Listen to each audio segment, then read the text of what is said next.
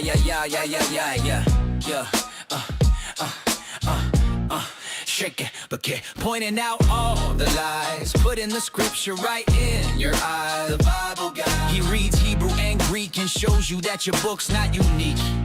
The Bible guy. He turns through the pages until every Christian rages. The Bible guy. Watch one time and you're hooked. Now let's watch why the Christians get cooked. The Bible guy. Howdy, folks. Bible Guy here, coming at you live from Northeast Texas. How we all doing today?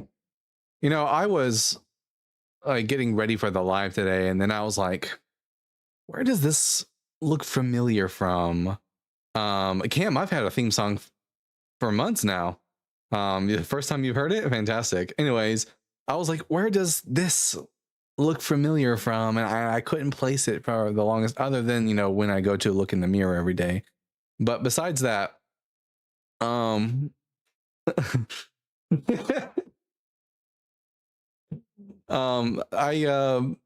don't know what to say. I was like, oh, okay. That's what happened. All right.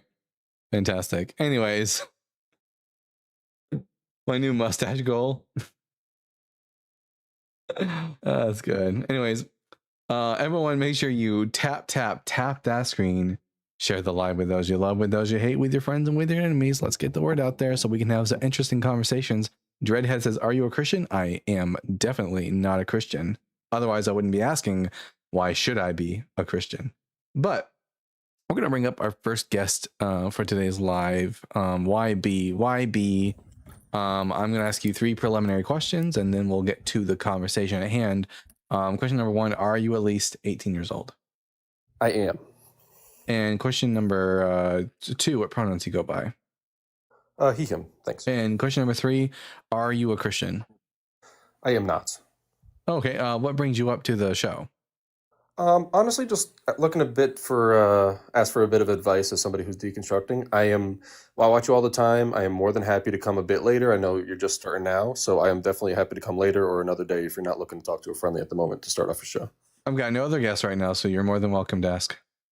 Cool. Honestly, Justin was like the dagger into my faith, and has honestly been like just absolutely obliterated it over the last year.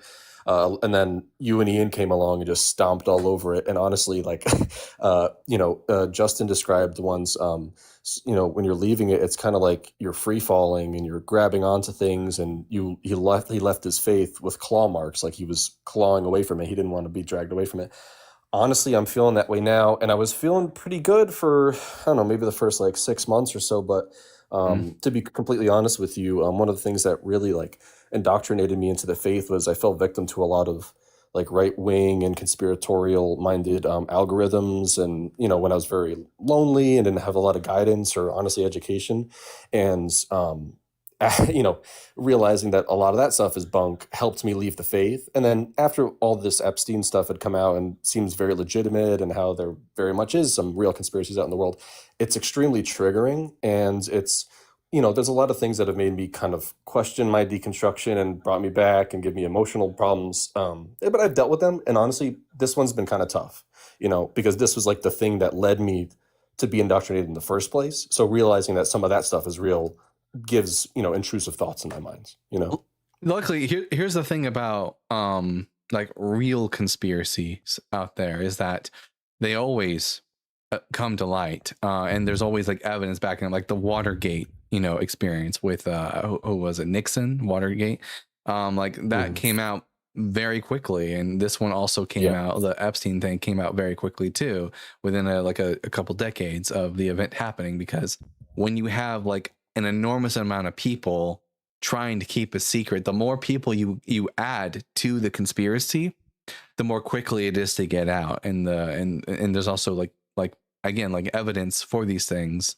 So I think that you can take comfort in knowing that, like, listen, these things are demonstrable, they're shown to be evident and real and true. And these other conspiracy theories, like, I've still got my ex-boss, who's a member of QAnon, telling me it's coming, you'll see. And that he's been saying you'll see for 10 years and nothing's happened. But it turns out, like, like, are there people above us, elites that want to harm us? Yes, but they're not secret. Like, they're out in the open, and their names are Donald Right. Trump. Right. Yeah. Yeah. So that's the great thing about like real conspiracies is that they're not really all that well guarded secrets. Like, they're pretty out in the open. Right. Honestly, that's really nice to hear. And I think a lot of times, I think maybe people who would just kind of build up the courage to come to, someone like you and say, honestly, I need a bit of advice. It's almost as if something I could almost have expected you to say, but honestly, just you telling me that right now is just really reaffirming. And There's it seems so silly to have something like that be one of the things that triggers me no, into, it's not. It's not silly at like all. questioning my deconstruction, but well, I So appreciate that. it's not silly at all. It's completely understandable. There's actually a an equation. One second. Conspiracy. Found out. There's like an equation that people have used to like actually like show like the more people are involved in something, how more likely it is to get like exposed and stuff like that. I'm trying to look it up right now, and that way you can like do a little bit more like looking into this. If you know the Uh, name of it, I'll just put it in my notes and check it out later. yeah. That's the thing is I'm trying to find the name right Oh, my now. bad. Let's see. Um, man, what is up with my iPad? It is being slow AF. No, that's not what I'm referring to. The equation that shows the more people believe or participate in the conspiracy, quicker it devolves. All right. Never listen to one who changes beliefs like a fish out of water flopping. Sure, I agree. I mean, yeah. Okay. Yeah, there seems I would look up the name David Robert Grimes. Grimes Okay, I'm just gonna write that down. Yeah, Grimes is Grimes. Um and yeah, and you can look into like his equation that he's like come up with where like the more people there's a way of calculating this thing. I've heard it a long time ago, but it made total sense to me because every time there's been a real conspiracy out there and there was like lots of people involved like Watergate, like it doesn't last very long because of the nature of like human and what's the word for fallibility. Right. Honestly, I appreciate you saying that because I hadn't really it kind of like twisted the way I looked at it. It was almost like, finding out that a lot of this Epstein stuff and all this crazy things that we see is real makes me go, oh, then there's even bigger ones that are possible. Like so I appreciate that because you're right. These kinds of things can or only come to light eventually. Yeah. I don't often think about it that way. Honestly, and then I'll just one last question, and then you can go on with your show. Honestly, looking for a bit of advice on how to approach, learning about more things, like, the history of the Bible itself, and just from a completely academic standpoint. I am a barely past high school, dropped out of my first year of community college type brain here, and honestly, like retaining information, learning new stuff, it's super difficult for me. But I've taken my time and I'm trying to learn for the past year about the Bible so that I can understand it more and just deconstruct a bit better. The more you understand, the less power it has. Yeah. Where should I start with learning the history of it and starting to understand, original languages and things like that? Yeah. I have no idea where to start. I've tried a few times, but I just get discouraged every time. And don't worry about that because I just have a high school education. I don't have any higher education after that. So I would suggest John J. Collins. He has a book called An Introduction to the Hebrew Bible. That would be a good place for you to start. It's nice and academic. He's one of the gold standard scholars on the Bible. He wrote a commentary on the book of Daniel too, which is really great. But I would just start with his Introduction to the Hebrew Bible. Okay, cool. What is that what does it go through? What does it start me off with? Like, what am I expecting? Well, it's gonna take you through the Old Testament, and it's gonna give you not only I don't even know if it's just the standard 39 books of the Old Testament. It might even be like the Deuterocanonical works, like Maccabees, for example. But it's going to tell you about the history, when these books were written, and the general history and like background culture of the text. Okay, interesting. Yeah, that's actually kind of exactly what I'm looking for. I appreciate that recommendation. I'll definitely come back another time as I get a bit of some questions about that stuff Oh, and I start to get stumped. in a more like Yeah, go ahead. like less scholarly level book, but really, really good for deconstruction, especially. Do you know who Dan McClellan is? No. So Dan, Dan McClellan, McClellan.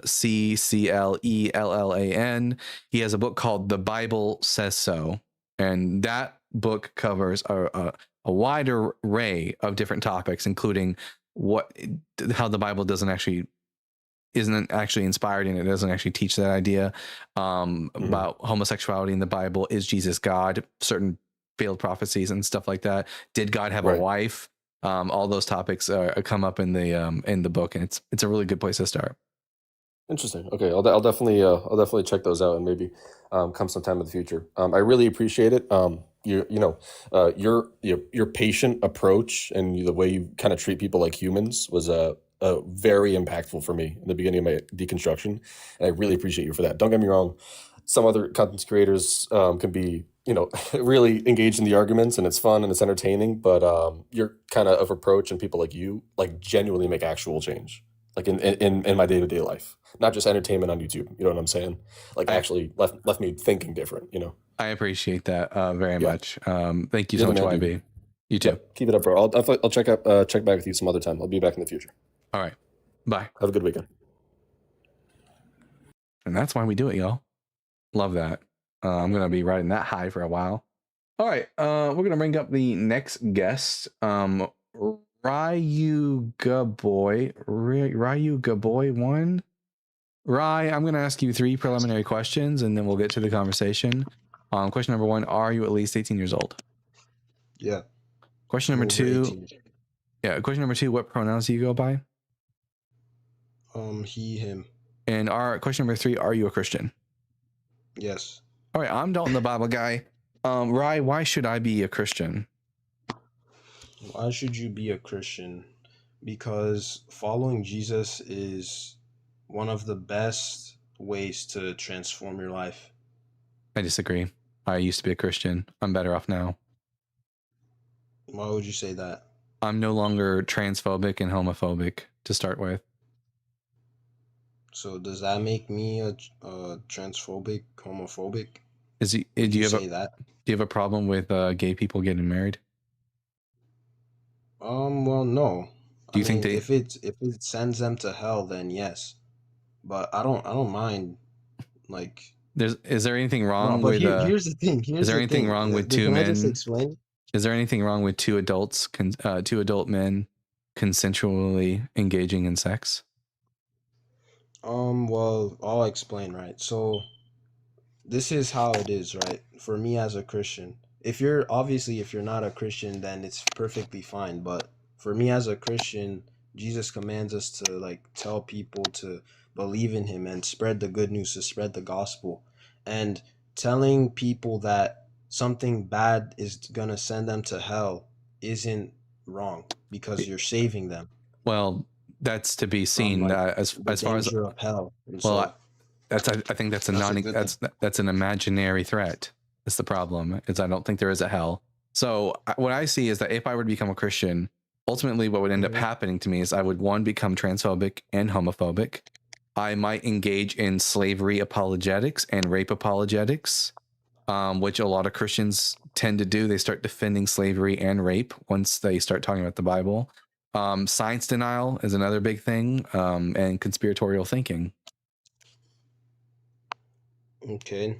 So, I don't think any of those things are good. For you personally, though, you said that you're not a Christian because like of all those things, like transphobic and homophobic and all those things, right? So I'd like to ask you this simple question. Before I ask this question, did you were you a Orthodox, or I just want to get this out of the way. I am the past. Were you like a Baptist or like a Protestant, or in the past I practiced like Protestant evangelicalism, Catholicism, and Judaism at different points in my life. Okay, and in any of those times, did you ever experience God's love? Well, I would have interpreted it at the time as experiencing God's love, although now I hindsight is 2020. I now recognize that was psychological prompting. Okay, but like when you were in those times though, what was like I just want to know, like on a personal level, like have you ever like had a dream or like something like personal, like only you can talk about, like a personal experience like Yeah, but with God or dreams are just dreams. something like that. It Dreams doesn't are have to be a dream. It could be like anything. Like yeah. have you ever felt like Well, I would say something? objectively no, because God doesn't exist. But like at the time, I understood that what I was experiencing was like God's love. But like at the same time, when I was younger and even like later in my life, I've had times when like I would interact with somebody and I thought they loved me. Like, let's say like a woman that I was interested in and thought they loved me. Turns out they didn't, like they weren't in love with me. So like if I can feel as if a real person loves me when they don't, like it's not such a stretch to think that a person could be convinced that a God loves them. I get your point. So did you like have any like Christian friends like that treated you wrong maybe? Or I Nope. just want to also, my name's Josh by the way. I just want to understand that like a personal level. So So I'll save you the time. The reason why uh, the reason why I stopped being a Christian is because I studied the Bible. It wasn't because of any oh form of okay. church hurt or anything like that. I actually Oh, had a okay, good that makes time perfect in sense. Christianity. Okay, and you said it's just because of like homophobics and like gays and Oh stuff no, like that, right? that was like something I had to deal with after I left Christianity. But the reason I left Christianity and Judaism was because it simply put, the Bible wasn't true. Like it's historically and scientifically inaccurate. It contradicts itself. So like I couldn't believe in it anymore.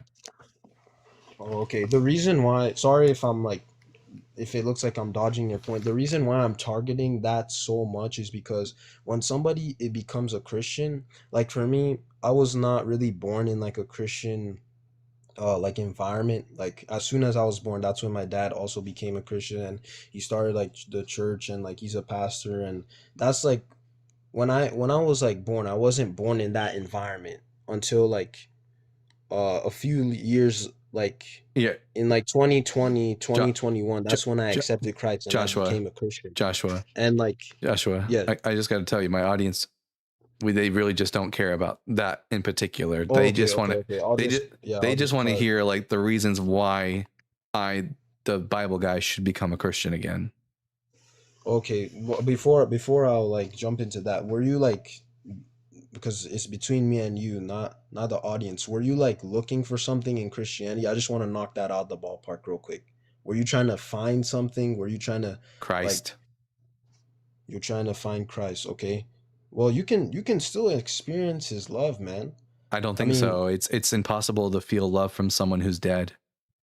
And Jesus is it's dead not as far as I can impossible, tell. man. Yes. It's not impossible. Yeah, dead people God don't is always he's know. always open his Oh, heart to well, you. God doesn't exist and dead people don't feel love, and Jesus is just a dead guy. So I'm not convinced that I can feel any love from them. And again, like I've already told you, just because you Hmm. feel as if a deity loves you or a dead guy loves you doesn't mean they do, because like I already told you, you can feel as if you are receiving love from individuals or feelings of love or some sort of vibe when that's actually not the case. You're just like you're Got tricking it, got it. yourself into believing it. Got it. Is it okay if I know you want to stay off of like the faith and like spiritual side, but is it okay if I just share my short testimony? We don't do personal testimonies here, because personal testimonies will never convince anyone to become a Christian. It will never convince me. I need something Oh, you sure? evidential and verifiable, like proof, and or not proof, evidence that would lead me to Evidence? believe that Christianity is true. All And right, we'll personal start off testimonies from can't do like that. all right, we'll start off from like this, I guess. Do you believe in God or like a No, higher power or no, why? I've never been given a good What's argument your for. like your reasons? Yeah, my reason is that I've never been given a good argument for a God existing. So you believe, okay, we could start no, not evolution. Would you say that nothing can create something? No, I don't believe in We that. don't believe that. Scientists don't believe that. And evolution is All right, not well, would you say that the Well, sorry. Evolution is You not the finish. theory of how life came to be. That would be the theory of abiogenesis. yeah. The only people who Okay. believe in something from nothing are Christians. But I don't think there was ever a nothing. But you believe that there was something? Like Yeah. I'm just trying to like see where, Yeah. The like, what do universe. you believe like Nature. happened? Nature. It's always Nature. existed, as far as I So can tell. Which part in nature are you looking for? Like, are you trying to understand how life formed, how life diversified? Like, what would you which say like part of life? created it, or like how it started? You There's, yeah, said so how life started would be by the theory of abiogenesis. There are extremely favorable biochemical reactions that occur in nature, and they occur in particular environments that are similar to that of primitive Earth, which we can basically assess and analyze what primitive Earth was like by using the world column, which is looking at the sediments inside of the Earth's crust, which can tell us what Earth was like billions of years ago, based off of the chemical reactions that would have occurred to make the sediment like it is today. So, what reactions were occurring on Earth so many years ago? And then once that sediment settled, it was trapped inside of the Earth's crust in time. And now when we can analyze it with modern technology, we can see, okay, there was a lot of ammonia, a lot of methane, not so much oxygen back during primitive Earth. And in that environment, there's extremely favorable reactions that can occur. Us humans have actually replicated some of these reactions, and we don't even need to do anything. We just put the chemicals in a hot environment, and they react and they form the beginnings of, like, the beginning molecules that are necessary for life, as well as pre-life forms such as protocells. And we have actually replicated top-down synthetic life forms, as well as protocells that have capacity that fulfill certain qualifications of what makes something living, such as metabolism and self-replication. Got it, got it. By the way, I'm not like a science major. Like I'm majoring in like computer science, like cybersecurity. I don't know all the scientific words, but I just searched up abiogenesis. I've heard of it before. It says that it's the scientific abiogenesis. Sorry, abiogenesis is a scientific theory that suggests life arose from non-living matter on Earth over 3.5 billion years ago. Yeah, Is that so correct? so theories are Okay. supported by massive amounts of evidence. So unlike a hypothesis, which is basically what we do when we're trying to understand, okay, I think that this occurred, but there's not really any evidence to suggest that it occurred. That's what a hypothesis is. A theory is like the theory of gravity. So we drop something, we see that it falls to the floor, and then we run a bunch of calculations. We test it multiple times. We have evidence upon evidence upon evidence that gravity exists, and that's what a theory is in science. So the theory of abiogenesis is supported by hundreds of studies. I actually have them all cited on a Google Doc that is free access for anybody to use. It's not paywalled or anything like that. I just have it so that way anybody who wants to see the scientific sources can see it, and it's in my link in bio. Okay, but what you're saying sounds perfect, but isn't it still, wouldn't that still be a theory at the end of the day? Because No, not so as I 100% said, sure. unlike a hypothesis, it's not based off of what you think, it's based off of evidence. Yeah. So, like, for example, Okay, so do you also agree uh-huh. that everything is made of atoms? Well, yeah, but then I'd ask like, where did those come from? Yeah. And Well, then eventually there would have to be like a start. wait. Yeah. No, we'll get to that in a I second. don't But just think it's you like atoms you alone. you But believe that in atoms, the atoms do exist. That's called atomic theory. Do you believe gravity exists? yeah, I believe gravity exists. That's Like called everything that that's called gravitational theory. Do you believe that I germs? believe that like atoms exist, like Yes. But gravity exists, like all the scientific things. Yes. But what we're But getting like to is that the start though. Yeah, Joshua. The reason I'm starting to bring this up to you is because the word theory doesn't mean the same thing in science as it does in our day-to-day speech. Like when you use the word theory in your day-to-day speech, what you're trying to convey is the idea that if I have an idea, it's not proven yet, it's just an idea. And in science, we'd call that a hypothesis.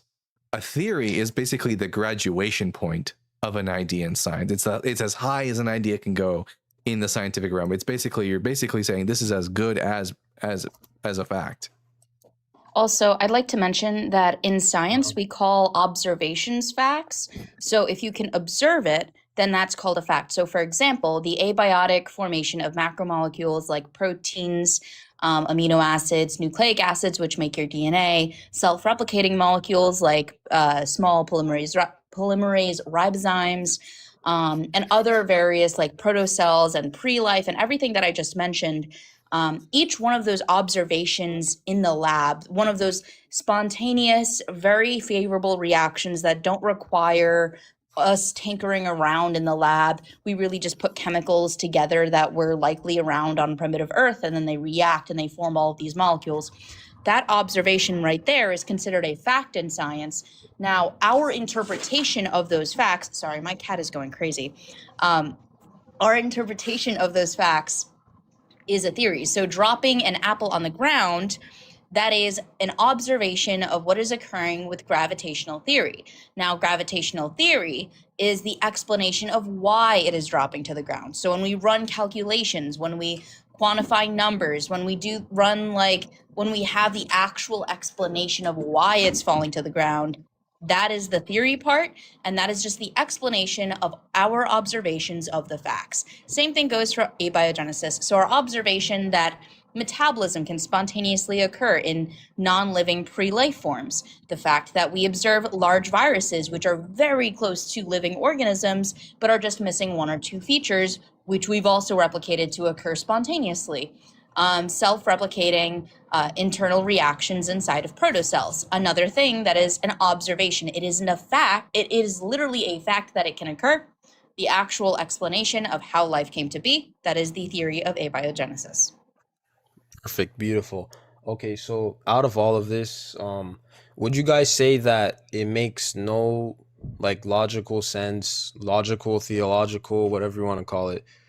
Would you guys say that it makes like no sense at all for like a creator, somebody that's all powerful, all knowing, all present, to like create the start of like creation and he's eternal? Would you guys say that's illogical? I Or would think you guys I just say that like I think it's better to just rely on like what this woman here is saying, like it's just true because like yeah. Here's the uh thing. I don't So really know how to explain it, I have evidence. but that's like I my basic question. Yeah. So I have evidence that nature exists. I don't have any evidence for the supernature.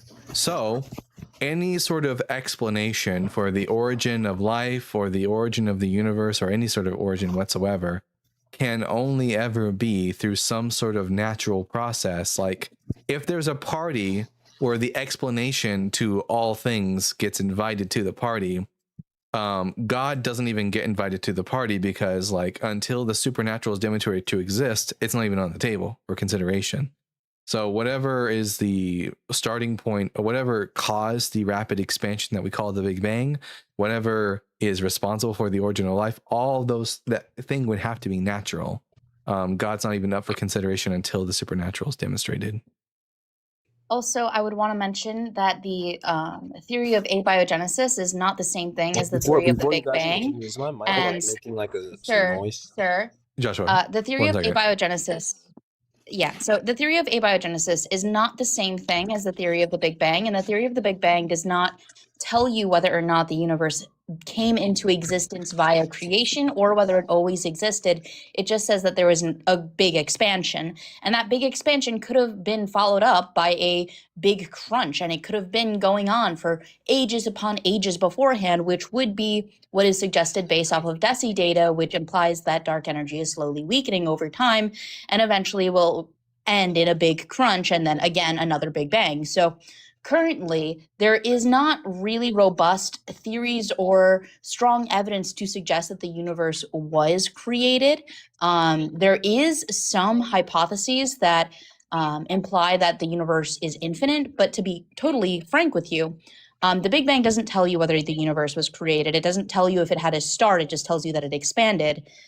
There is no real evidence to suggest that it was either created or infinite. We just simply don't know. And I'd much rather say I don't know about that part than say that I'm confident that it either did or did not have a specific starting point. Additionally, I would like to mention that because the Big Bang was billions of years before the theory of abiogenesis would have even applied to the planet Earth, I don't think that even if we were to postulate that the Big Bang was the start of the universe, I don't think that implies that there have been a God that was planning to make life, because life would have come into existence millions of years after.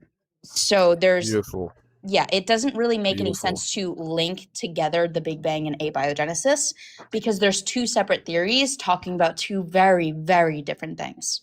So Beautiful, Joshua, beautiful. why should I Wait, think I want to that a know, are God you guys exists? agnostic or atheists? Both.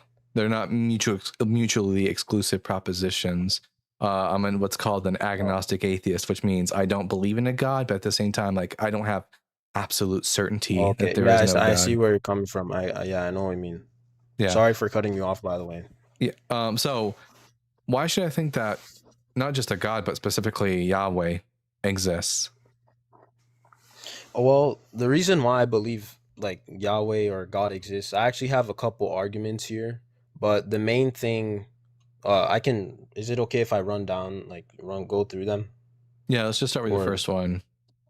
All right, so I'd say I'll start off with this one. I actually have a thing that I wrote down.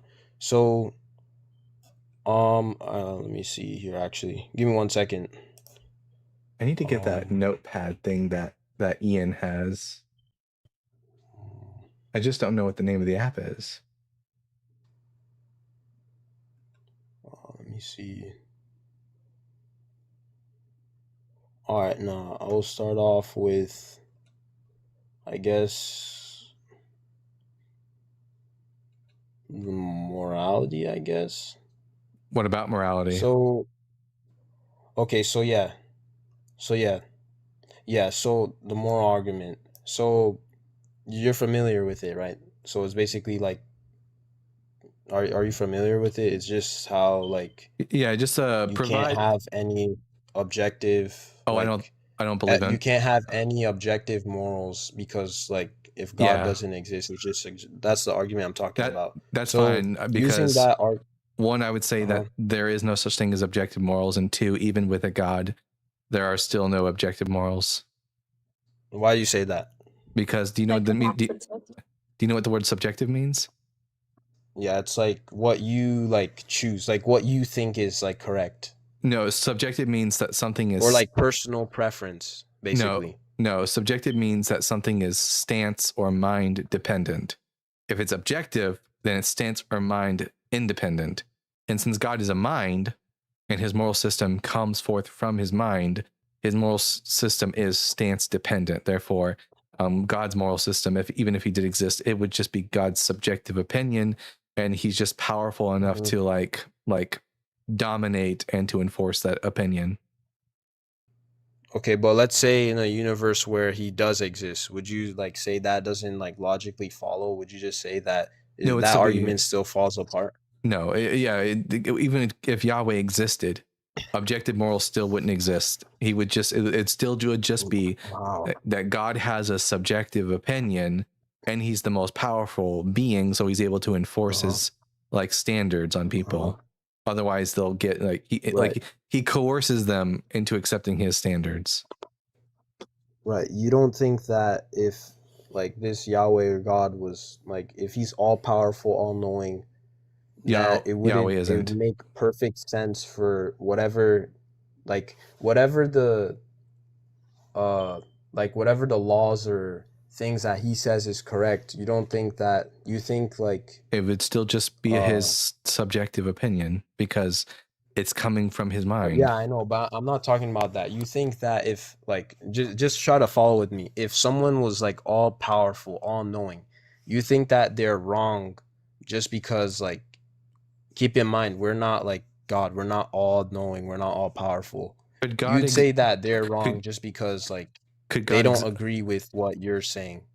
Yeah, So like you're wrong is saying like you're in a higher position, no, I'm not saying I'm in a higher even though like you position. don't have those like qualities. Like I think Donald Trump is in a higher position than me as far as authority is concerned, but I think he's wrong. It has nothing to do with me believing I'm in a higher authority over someone. When we use words like bad or wrong, these are shorthand terms. They basically mean this thing is non-conducive or detrimental to a goal that one has.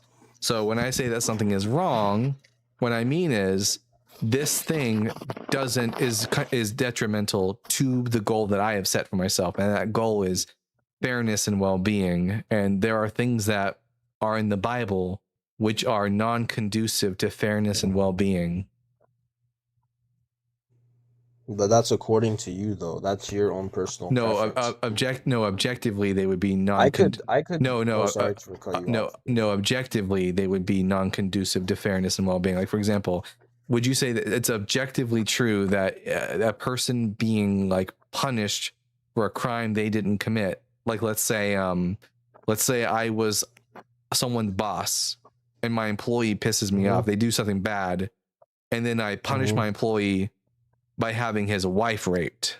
Like the wife didn't do anything wrong. No. Of course that's wrong, bro. Would be wrong, but God does that in the Bible. Well, you can say that, but my point is that if there isn't a God, then everything's just like what I'm trying to say. With a God, it's still subjective. That's the problem. But you just admitted that. Wait, just let me finish. If God did the thing, wait, Joshua, if God did the thing that I just described to you, if God punished someone by having their wife, where did God do that in the Bible? Ethan? Yeah, 1 Samuel chapter 12. I gotta check this out. 1 Samuel chapter 12. After David, you know the story of David and Bathsheba?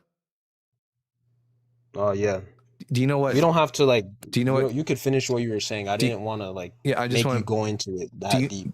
Do you know what God's punishment against David was for what he did with Bathsheba? So basically, he said that either you can have like. Dang it! I need to reread that part. He said like you can have like 3 days of war, 3 years of famine, and then like, or your firstborn son dies. His firstborn son died. Say the wrong word. His firstborn son died, but there was another punishment that was given to him on top of that.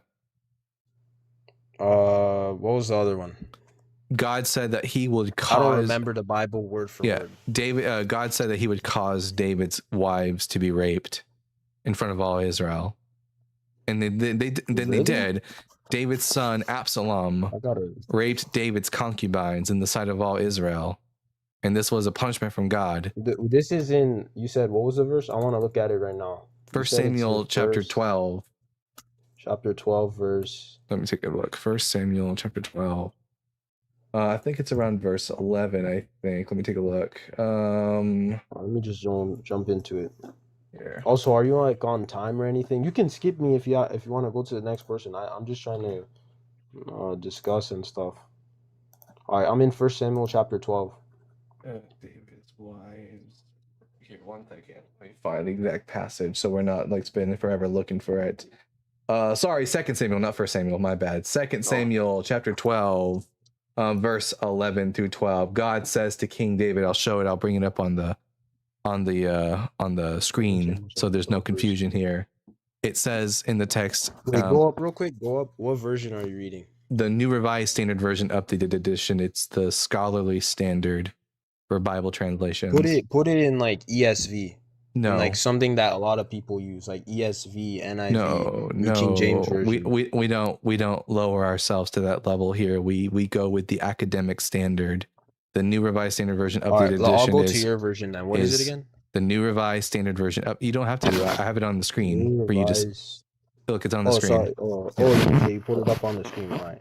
Thus says the Lord, I will raise up trouble against you, David, from within your own house.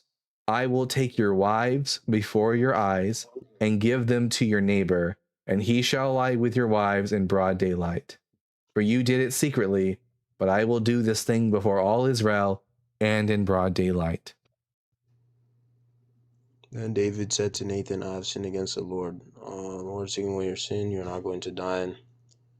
Okay, so yeah.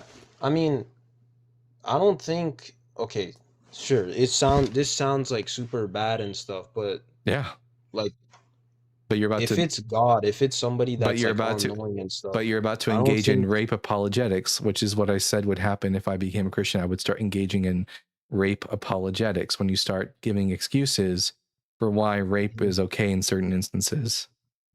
No, God is not like God is the goal of this verse, like of the whole Bible, isn't to like make Christians do these things. It's just to like follow Jesus and No, like to live that's not a the goal of, Christ-like life. there's That's no, there's no that's such not thing. like what this There's no such thing as is the, saying. there's no such thing as the goal of the Bible. That's not a thing. There are No, the Bible, every that's what the every Bible's for. no, every biblical It's to help author, believers. no, every biblical author has their own agenda and their own goals that they're striving for, and sometimes those things do not align with each other. But here, God is Okay. punishing. What Well, did we could David? go back to what we were talking What? about. Yeah. What did David's wives do? What did David's wives? Here, stop touching your mic. Stop touching your mic, please. That's what I said earlier. Am I making noise? Like, Yes. all right, let me just Yes. actually. Now, what did David's wives do to deserve to get raped? What did David's wives do? Well, because of what he did with Bathsheba, I guess like I need to reread this. No, not Because what, of what he did with not what, Bathsheba, no, not that what did was like the David, consequence. not what As did, for that one, I don't know. I don't know. not what did David do? What did David's wives do? Because you I understand, don't because you know. understand that when it comes to fairness, first and foremost, there's never, Mhm. ever a reason why anyone should be raped. But like, even if you, for whatever twisted reason, thought that some people deserve that, innocent people shouldn't be punished for things they didn't do. That's unfair, which is why I can say that objectively, that what God declares is contrary to the fairness and well-being of these women, and thus it is wrong because it's non-conducive to the goal that I have set forward for my life, being fairness and well-being. And at best, all you can do is say, well, God's subjective opinion is different than your subjective opinion. Well, see, here's the problem with that. My backing is from like an all-knowing, like that's my like God that's isn't the all-knowing. crux. How do you know God is all-knowing? Well, because like if he's not all-knowing, if he's not all-present, all-powerful, then I don't know what I'm leaning on then. All It's right. just like Have you read the book of Genesis? yeah, I read the book of Genesis, but let me just finish my point though. The whole thing Stop doing that. like Stop doing about that. Stop. like Stop. First Stop Samuel. doing that. Stop doing that. Please stop doing Oh, that. I'm using my mic. Sorry. Is it still? Yeah, stop. Just stop moving. Hello? Yeah, just stop moving All right, altogether. I'll stop moving. Let me just put my phone. Can you hear me? Yes. Don't move anymore. All right. So like the First Samuel and the Amalekites and this is what you're talking about. The whole goal isn't for God to tell Christians to go and can I say that R word? I don't know Rape. if I'll get banned. I never made the Okay, yeah. claim. I never That's made. not the whole goal. I never if made. that's what you're saying. I never made the claim that God is telling Christians they need to Oh, okay. rape. I'm saying 'Cause that God that's what is it looks like you're saying. no. You listen. It's not making this. I never made the statement that God has commanded Christians to engage in rape.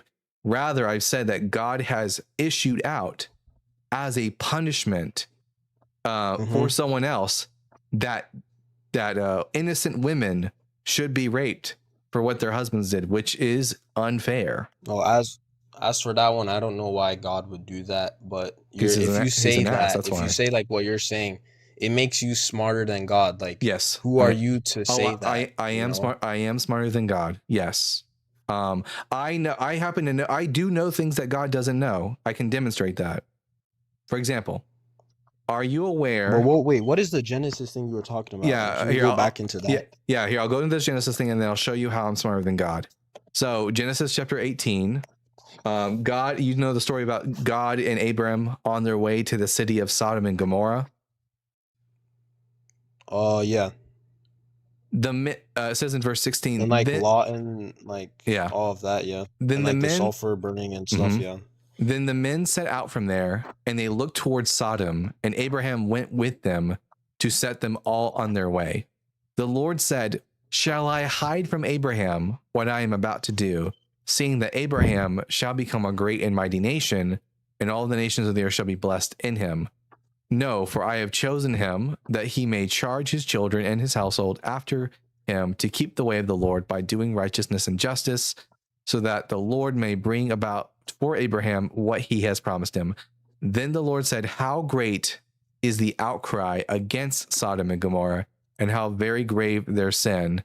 I must go down to see whether they have done altogether according to the outcry that has come to me, and if not, I will know. So God is telling Abraham, listen, So what's like the thing here? the outcry against Sodom and Gomorrah has come to God. So it traveled, it went to God. Mhm. And then God has to travel to Sodom in order to see if it's really as bad as he has heard, and only then does he know. In other words, God in this text is neither omnipresent nor all-knowing. He has to travel from point A to point B in order that he may acquire new knowledge about the status of Sodom. Well, I mean, he probably already saw it. It's probably just written Then- like that, just then so he- that we then- could get a then- better understanding of it. Then the Bible is I saying don't know things why that you're aren't- so quick to just conclude that. then the but okay. either one of two things are happening. Either God is lying to Abraham, or the text He's is not lying. then the text is not accurately relating truth to us about God. It's saying something that's It's not not true. that either. No, those are I the think, only options. bro, you're reading the scripture so like you have to respect like I read I treat the literary no genre. Like yeah, I am doing that. you read it like I am doing that. I treat you the read Bible it so like plainly. I treat the Bible the same way I treat every other ancient Near Eastern text, and I wouldn't make these special claims for, let's say, the Enuma Elish, and I'm not going to make those special claims for the scriptures. When the book of Genesis says that God has to travel from point A to point B in order to learn something, the plain meaning of that text is that Yahweh is not omnipresent nor all-knowing. And to suggest otherwise is just to ignore what the text says. all right, let me throw in a scripture real quick since you keep throwing scriptures real quick. It's in 1 Corinthians chapter 2 verse 14. Let me read it for you real quick. Here, I'm just going to pull up 1 Corinthians 2 verse 14. All right, I'll start off from verse 13. I'm reading NIV, or I'll read no. We'll what's the version you're reading again? We'll just read it I'll from read this. that. And we speak these things. I forgot. It's And on here. we So, speak of it these says things here in in words not 1 taught by Corinthians- here. I'm reading it right now. And we speak of Alright. these things in words not taught by human wisdom, but taught by the Spirit. That's just a claim. Interpreting spiritual things to those who are spiritual. Yeah, this is just a claim. Right. Why should I So believe the claim? I'll read verse 14 again. I'll read in verse 14. Sure. It says, "The person without the Spirit does not accept the things that come from the Spirit of God." Yeah, So just what does that mean? It Yeah, means a person without the Spirit. What is that? That's the Holy Spirit. What and this- that's what no, like, no, and no, once you believe in Jesus, no, that's like no, the Spirit no, of God, the Spirit of no, truth. No. And so if you don't have the Holy Spirit, no, you can't accept the things that come from God. And it continues to say, but considers them foolishness and cannot understand them because they are discerned only through the Spirit. So if you don't understand, yeah, I'm just gonna mute you. Yeah, I'm just gonna mute you. Okay, so no, this is just a cope. oh shoot, my bad. This is just a cope on the part of Paul, who was really bad at arguing for his position, like most Christians are. And as a result, Paul had to come up with this Wait, theology. can you hear me? I can hear you. Couldn't you hear me when I told you? I kept telling you no. Yeah, I couldn't hear you. Sorry. That's Yeah. why. That's why I was like, like, what? This is a cope on the part of the author, who cannot simply accept the fact that he doesn't have good arguments for his position. So the one thing he has to do is he has to make the claim, well, these texts are spiritual and only people who are spiritually can understand them. But no, the Bible isn't special. It's no different than any other ancient Near Eastern text. And it doesn't require the decoder ring of the Holy Spirit in order to understand its text. Anyone who's got 2 eyes and 2 ears and a brain can read the Bible and understand it for what it plainly says. The only reason that people have to go and run to this apologetic tactic is because they don't like what the Bible actually says. Instead, they want the Bible to say something else. They want the Bible to align with their dogmas. And so people who are reading the Bible for what it actually says, they're just wrong and they don't have the Holy Spirit. But that's not a claim that you can actually back up with evidence. Okay, but you see the problem here though. Like, I think I'm not trying to be rude at you. By the way, you're a really chill guy. Like, I respect you for doing this. You know, seeking truth and all. But you see how it is. Well, like what I'm believing. You're first of all, you're saying that you don't believe in God, and I do. So like everything that you're saying isn't really gonna make sense. No, even like, if to me. no, even if God was 'Cause- real, even if God was real, he could still be a liar. There's nothing stopping God from existing but and you have lying to to you. understand that you have to understand, like, from my position, that if God really does exist, it makes perfect and total sense, and he's eternal, he's all powerful, all knowing, No, omnipresent, you all don't. those You scientific can't know words. that. You can't know If that. he has all those things, That's an if. then That's a big if. it But makes perfect sense for like all these scriptures to be like Joshua, authoritative no. If and like God, objectively true. Joshua, if God is all these Yeah. things and he's also not a liar, then we would expect for him to accurately and truthfully relate his properties to us. He wouldn't say things which are contradictory to his actual nature. He wouldn't say things like Mhm. that he has to travel from place to place to learn something. He would just say to Abraham, I already know because I'm there, because I'm all present and I'm all knowing. Mhm. He wouldn't say to Abraham, I must go down to see whether Can they I have tell done you all what that together. verse really means? No, I know what the verse really means. I can read. But can I just explain like what I think it means? You can 'Cause try, maybe like you but might. we're all going to think you're just All right, coping. let me just try at least. So basically, in that like scripture, let me go back. Actually, I was looking at the First Corinthians verse. It was Genesis chapter, with the Sodom and Gomorrah. It was Genesis chapter 18 or 19. 18. You were reading. Yeah. All right. Let me go back. Sorry. Genesis chapter 18. Genesis. You're using Bible Gateway, right? You can pull it up, by the way, like on the thing, so I don't have to like keep going back and stuff. But basically, in the Genesis, yeah, perfect. Let's break it Well, down. let's- Let's break it down word for Yeah. word So we can see what the text is actually saying. All right. Let's see. all right. You Let's- were reading what verse again? It was verse 21. I must go down. What did that mean? Okay, wait. Let me start off from verse 20. Then the Lord said, the outcry against Sodom and Gomorrah is so great, and their sins is so grievous. All right, 21, right? That Yeah. I will go down and see if they know. Yeah, let's and break see that. if what let's- they let's- have done. Let's So break that all down. that it's saying is like, wait. Let's break it down. What does I must Uh-huh. go down mean? it means that like he will like see, like to But- check. But that it doesn't say that Check. I will go. Wait. What does I it will mean? go What does it mean? down What does it and mean to check make something? myself What does like- it? What does it mean to check something? like to just see. You don't know if it's like How do you check God something has that to you're get already? out of his throne seat and physically no, go down there. If you already know something, it could mean that he probably already Joshua, foresaw it. Joshua. If you already know something, you don't need to check because you know. Well, yeah, but in the scriptures, like you're interpreting it just literally. Not No, everything no. is supposed to be I like literal. No, I don't interpret literally. I interpret it plainly. There's a difference. I understand that the Bible as a collection of books with different genre can have, for example, metaphor in it, but there's nothing in the text here in Genesis 18 that would lead me to believe that this is metaphorical. There's no indicator in the text. The only reason you believe that is because you have a dogmatic presupposition about what God is supposed to be. What about the part where it says at the last of 21? What about the part that says, okay, I'll continue that. I'll go down and see like if what they have done is bad as an outcry that has reached me. What about the part that says, if not, I will know? Yeah, That means that- yeah, if not means like I have to go check, and if it turns out that it's not true, then I will know.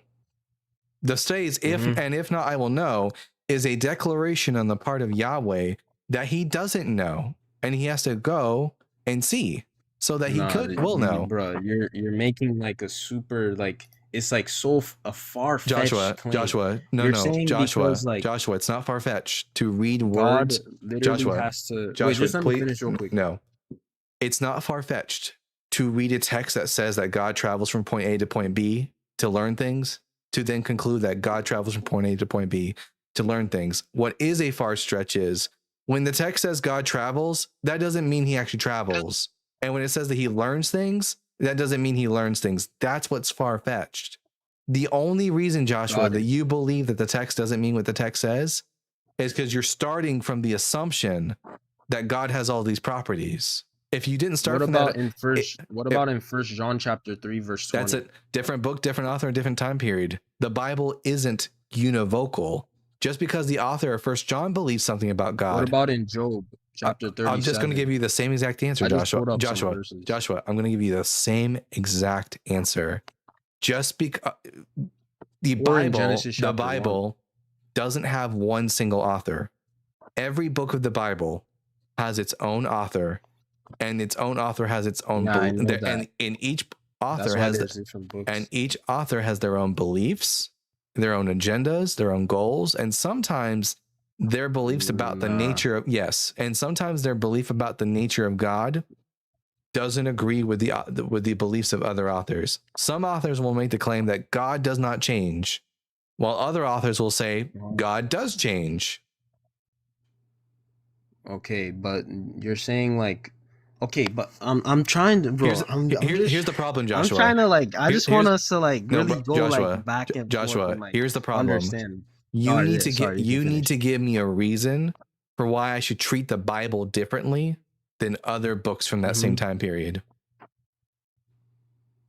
Than other books from that same time period. Yeah, treat the Bible differently. Because the Old Testament, the whole point of the Old Testament, you said that, okay, it's because they all have their own different agendas, their own different beliefs. Okay. The Old Testament, the whole point of it is to like prophesy from Genesis that like eventually there's going to be a Messiah, and that's Jesus the Christ. That Jesus fulfill the Old Testament prophecies. Jesus and that's didn't. why the New Testament came. Jesus didn't fulfill. So you saying that there's like other agendas and like they're written at different times. It doesn't like. Joshua, I'm gonna have to start muting you if you don't stop talking when I'm trying to address I you. need to give you more volume. I can't hear. Jesus did not fulfill a single messianic prophecy, not even one. What? Ow! Not a single one. We just went to church like 2 Sundays ago. We were talking about this at the Bible study. There are some in Isaiah, Ezekiel. There's so many. Yeah, no, Jesus didn't fulfill point me to one prophecy that Jesus fulfilled. Go ahead. This is my favorite topic to talk about. Isaiah. Yeah, go ahead. But wait. Pause. Before we jump into this, we were talking about, I just want to like reflect. Bro, we were talking about morality. Now we jumped into this is the way that the First Samuel thing. Yep, this is the way the conversation has gone. I mean, the Second Samuel thing. You made the claim that the Old Testament has a single goal, and that goal is to point us to Jesus, and that is false. That is not true. Jesus is not prophesied in the Old Testament. All right, perfect. You can say that. I can. No. Not only can I say it. Before we jump into not only can I say it, I can back it up with evidence. Before we jump into it, it's not even listening. I'll let you finish. I said not only am I saying. Can I respond? Not only am I saying it, but I can back up what I'm saying with evidence.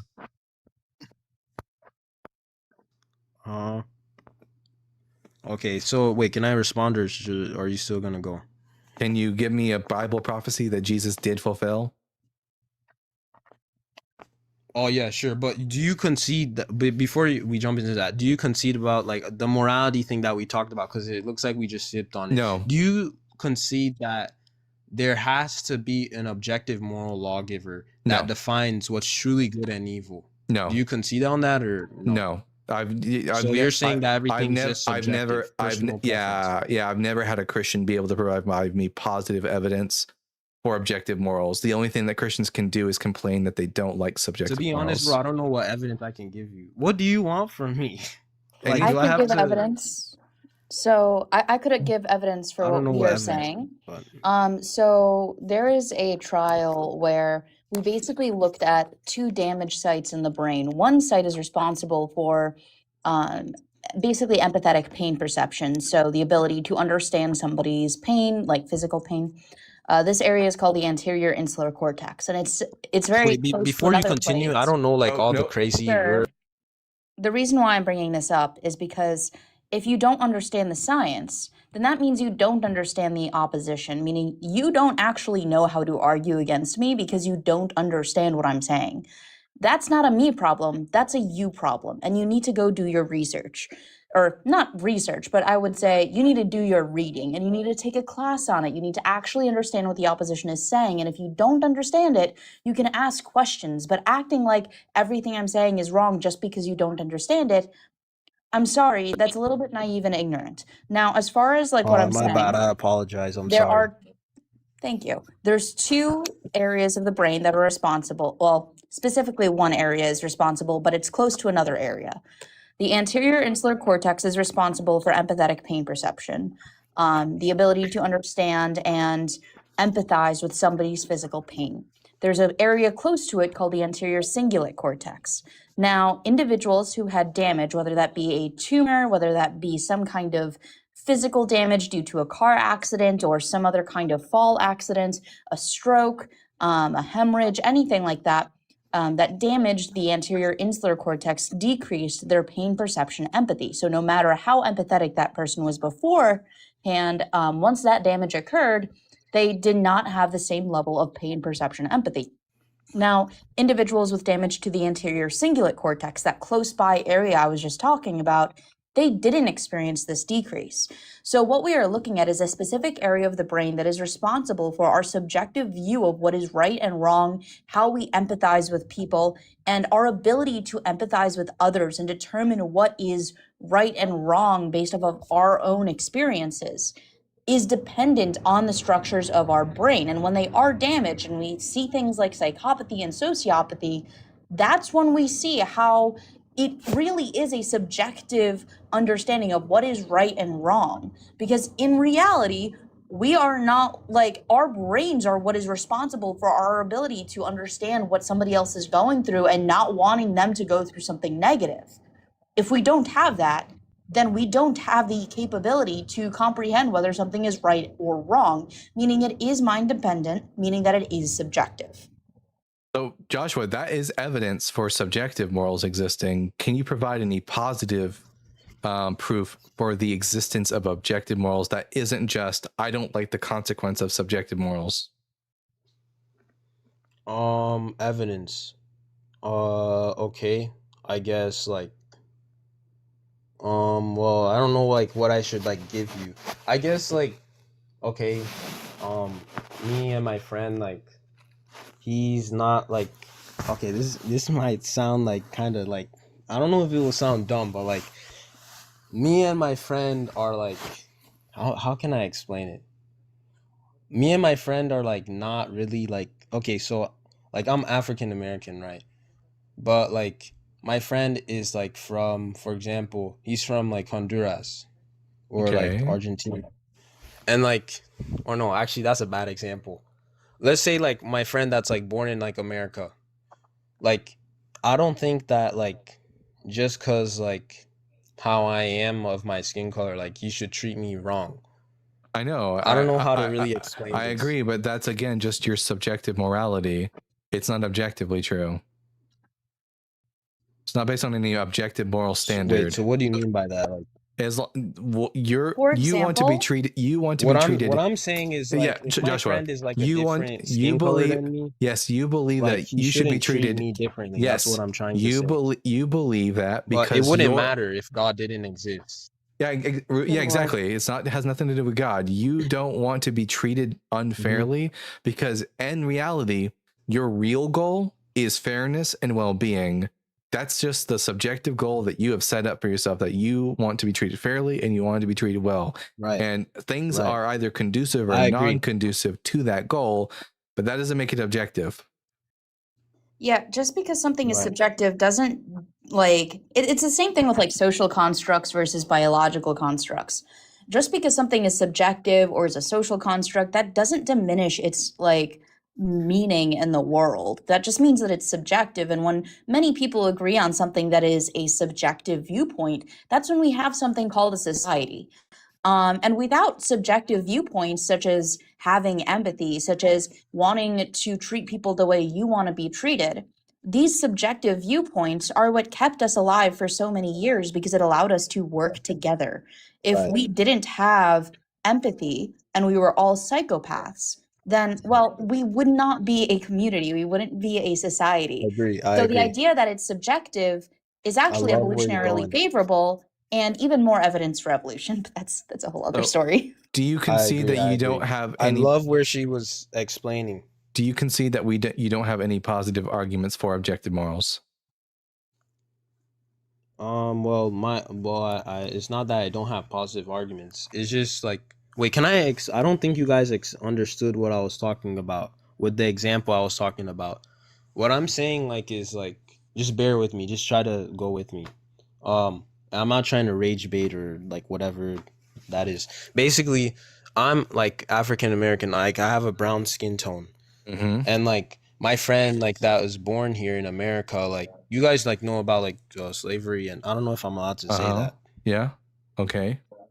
All right, so like the whole like slavery thing, like I don't think like my friend like he should like, even if, no, I wouldn't even say even if God Uh-huh. doesn't exist, like all the things that he's like calling me like certain words, I'm not gonna say it, but like Uh-huh. certain words were like treating me like wrongly, and even Uh-huh. these didn't happen to me in real life, like beating me with a cane and all of that. Yes, yes. But if he did all of that, Uh-huh. and like he even like had a whip and stuff, if Uh-huh. God doesn't exist, all of these things like it, I would feel affected by it obviously, and it Sure. hurts. But what makes But it objectively wrong, not just your subjective opinion?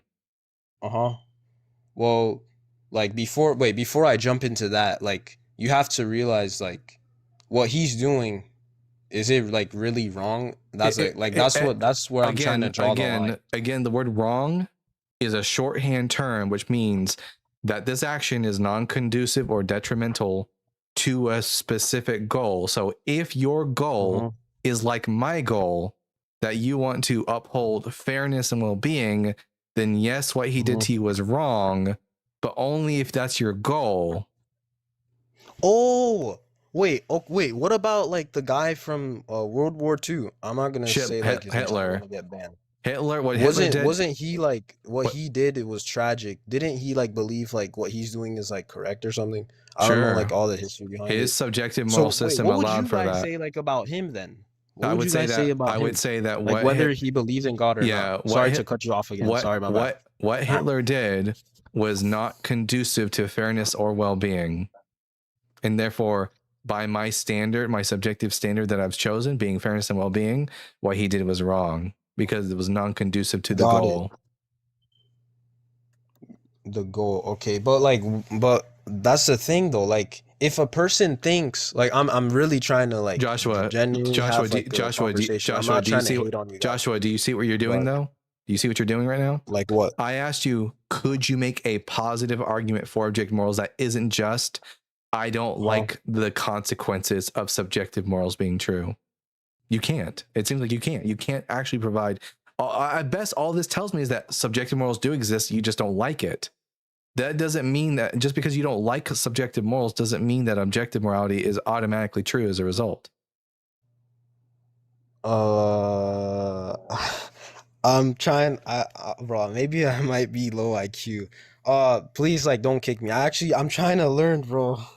Like, I genuinely want to learn, but like, okay, so like, what you're saying is that just because I don't agree that, freak, could you repeat what you said? But like, explain it like I'm a fourth grader, basically.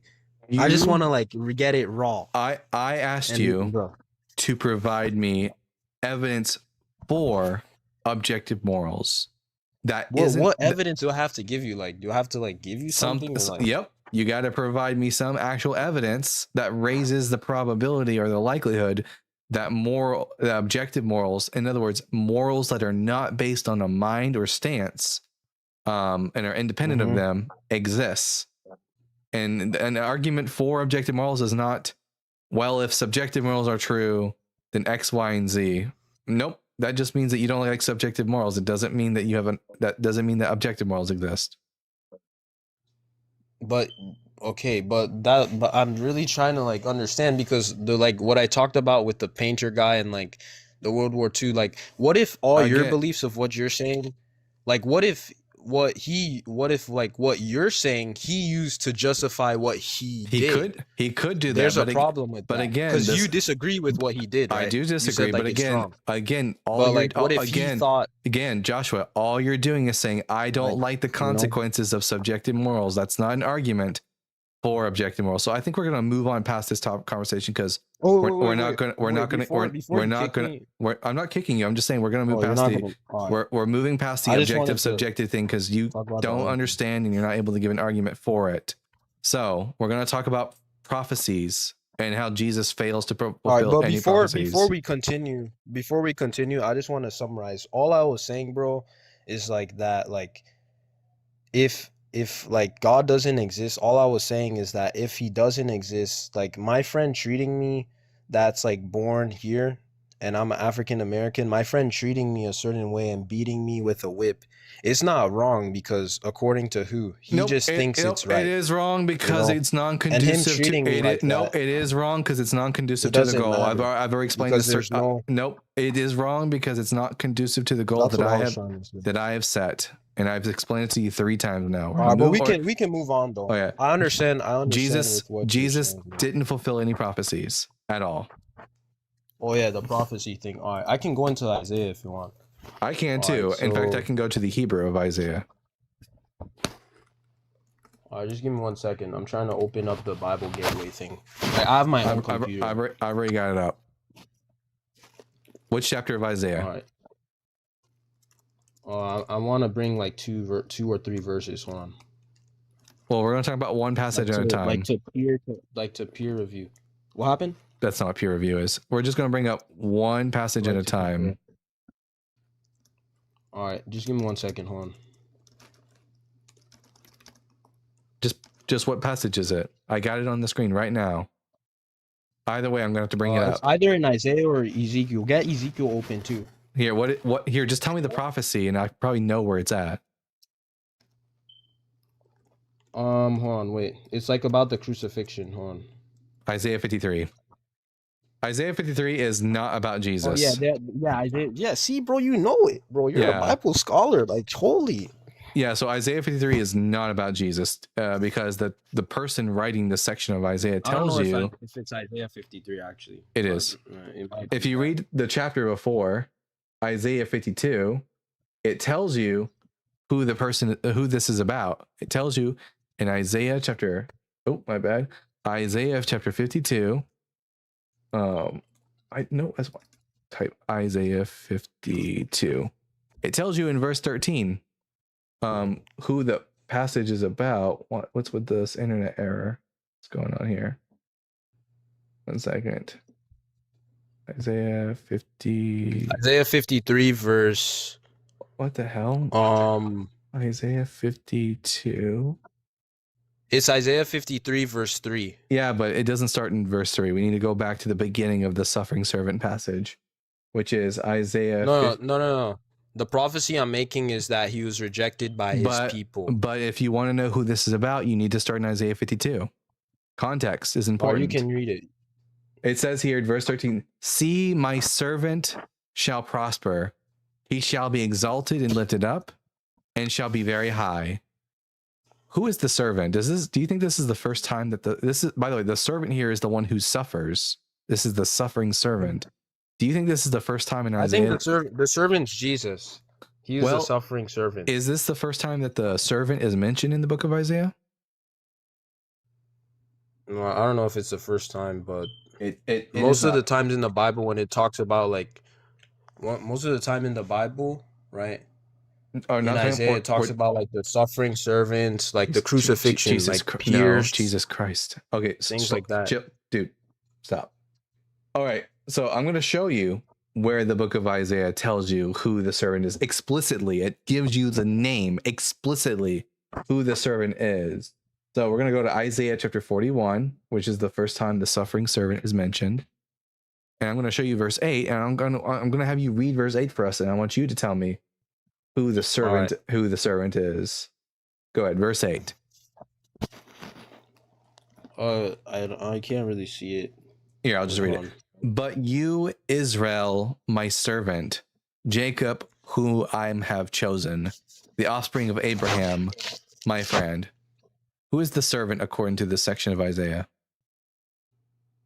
But you, Israel, this is Isaiah chapter 48, right? 41, verse 8. Oh. I'm trying to follow it on my thing too. 41 verse 8. I'm actually like writing all these things down because I'm gonna go back and study it. So like, just bear with me. Sorry, because I actually trying to learn and stuff like your perspectives. But you said it's Isaiah 41 verse 8, right? Yes, So, I just read it to you. Who is the servant according to this verse? But you, Israel, my servant, Jacob, whom I have chosen, you descendants of Abraham, my friend. I took down. Okay. Who's So, the but servant? You, my Israel. Wait. So what's your question? Who is the servant according to this section?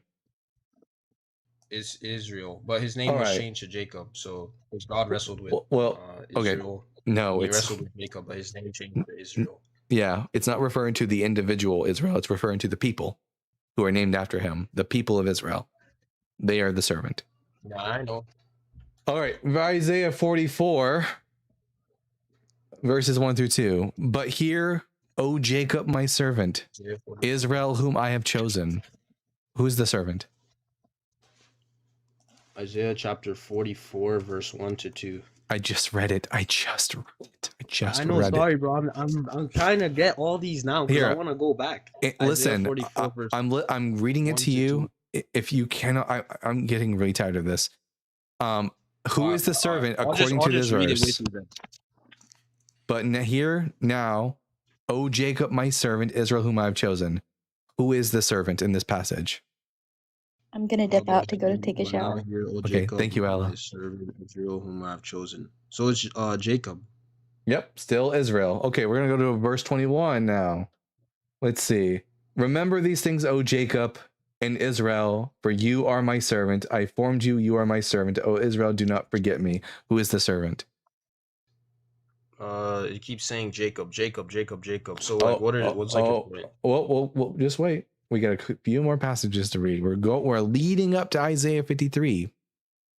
Chapter 45, verse 4 says, "For the sake of my servant Jacob and Israel, my chosen, I call you by your name. I give you a title, though you do not know me." Who is the servant? For the sake of my servant Jacob. Jacob, bro. Know the answer, bro. I know it's gonna keep saying Jacob to Isaiah 53. Isaiah chapter 48. Just skip to like, all right, we can just verse 20. It says here, "Go out from Babylon, flee from Chaldea, declare this with a shout of joy, proclaim it, send it forth to the end of the earth. Say, the Lord has redeemed his servant Jacob." Who is the servant? Jacob. All right. One last passage. Wait, go back real quick. You just read Isaiah 48 verse. I'm just writing verse these down. 20. Verse 20. I'm not actually looking at it on my computer though, but you said it's taking too long. Yes, and it's unnecessary. Right. Isaiah 49. Wait, what was the first one again? I missed the first one. 41 verse 8 through 9. Verse 8 to 9. All right, got it. Isaiah 49 verse 3. "And he said to me, you are my servant Israel, in whom I will be glorified." Who is the servant? Jacob. All right, so when I get to Isaiah 52 verse 13, which is the beginning of the suffering servant psalm, and it says, "See, my servant shall prosper, he shall be exalted and lifted up, and shall be very high."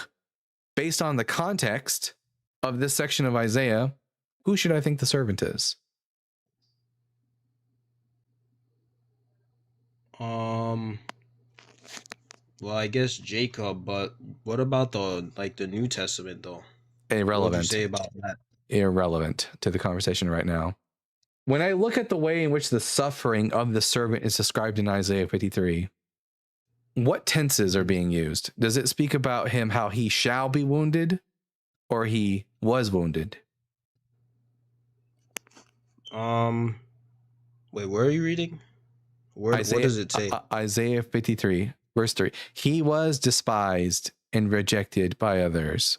For example, despised and rejected by others. or verse 5, but A he man was of suffering and acquainted with Yeah. infirmity.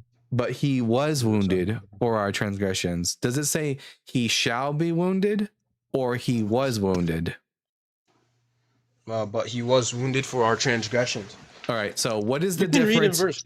So you what can is read the the other verses too. so what is the difference between these two phrases? He shall be wounded versus he was wounded. But he was wounded for our transgressions, crushed for our iniquities. Upon him was the punishment that made us whole, and by his bruises we are healed. Just answer the question. What It's is the talking- difference? It's talking about like. Oh, sorry. You could finish what you were saying. I Okay, didn't here cut maybe you I'll off. ask you another question. Just so, if I say to you, he shall go to the store, versus he went to the store, what is the difference between these two sentences? Someone's about to go to the store and someone's already there. All right. If I say he shall be wounded, or he shall be wounded versus he was wounded, what's the difference between these two sentences? It just means that like the same exact thing. Like before he was like wounded and like now he's wounded. As in, who, if I'm talking about somebody and I say he was wounded, this means that what I'm talking about is not something in the future. I'm describing something that's already happened, correct?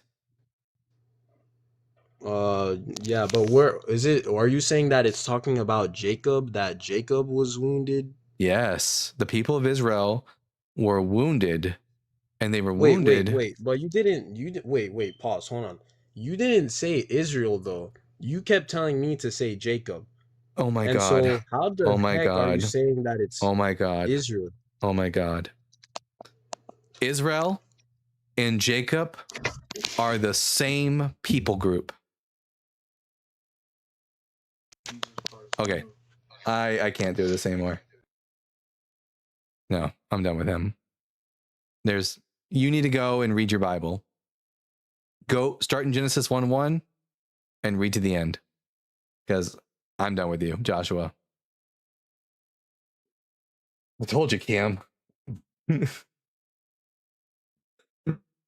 that was probably best for your mental. Yeah, it was best for my mental health. Yeah. All right, we're gonna bring up David Lowe, and then I'm gonna read some super chats. David, I'm gonna ask you 3 preliminary questions, and then we'll get to the conversation.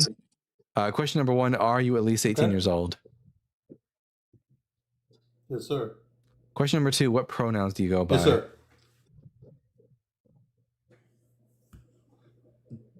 Him? And are you a Christian? David? Yes. All right. I'm Dalton the Bible Guy. David, why should I be a Christian?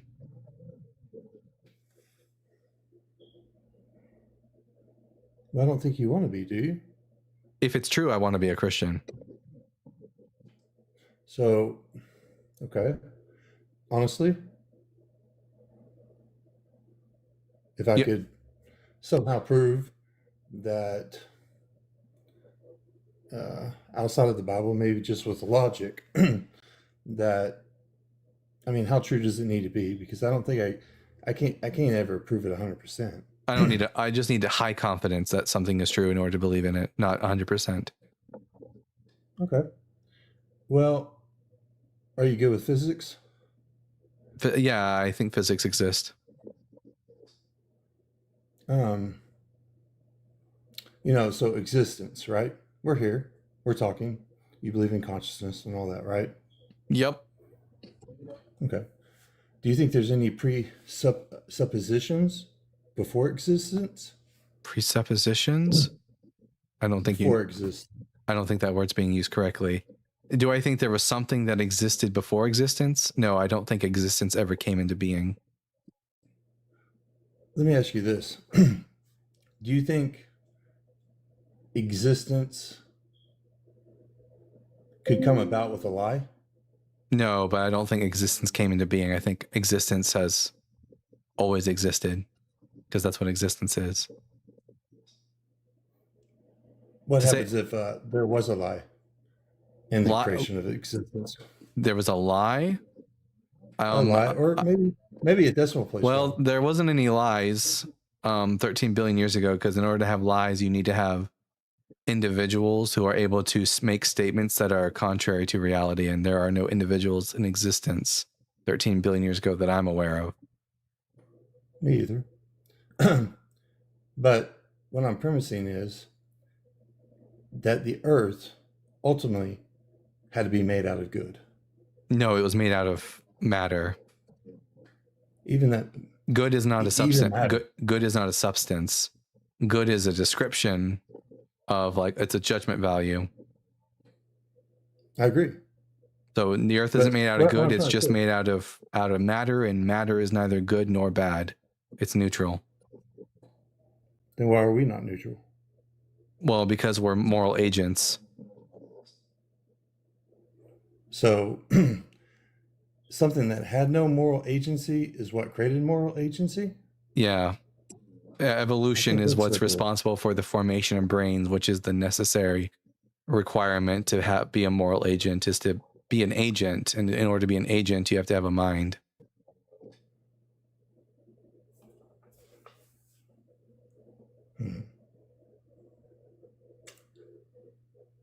Yeah, I don't think so. I mean, it kind of goes back to you can't create life out of nothing, right? Well, I don't believe that life came from nothing. I think life came from existing matter.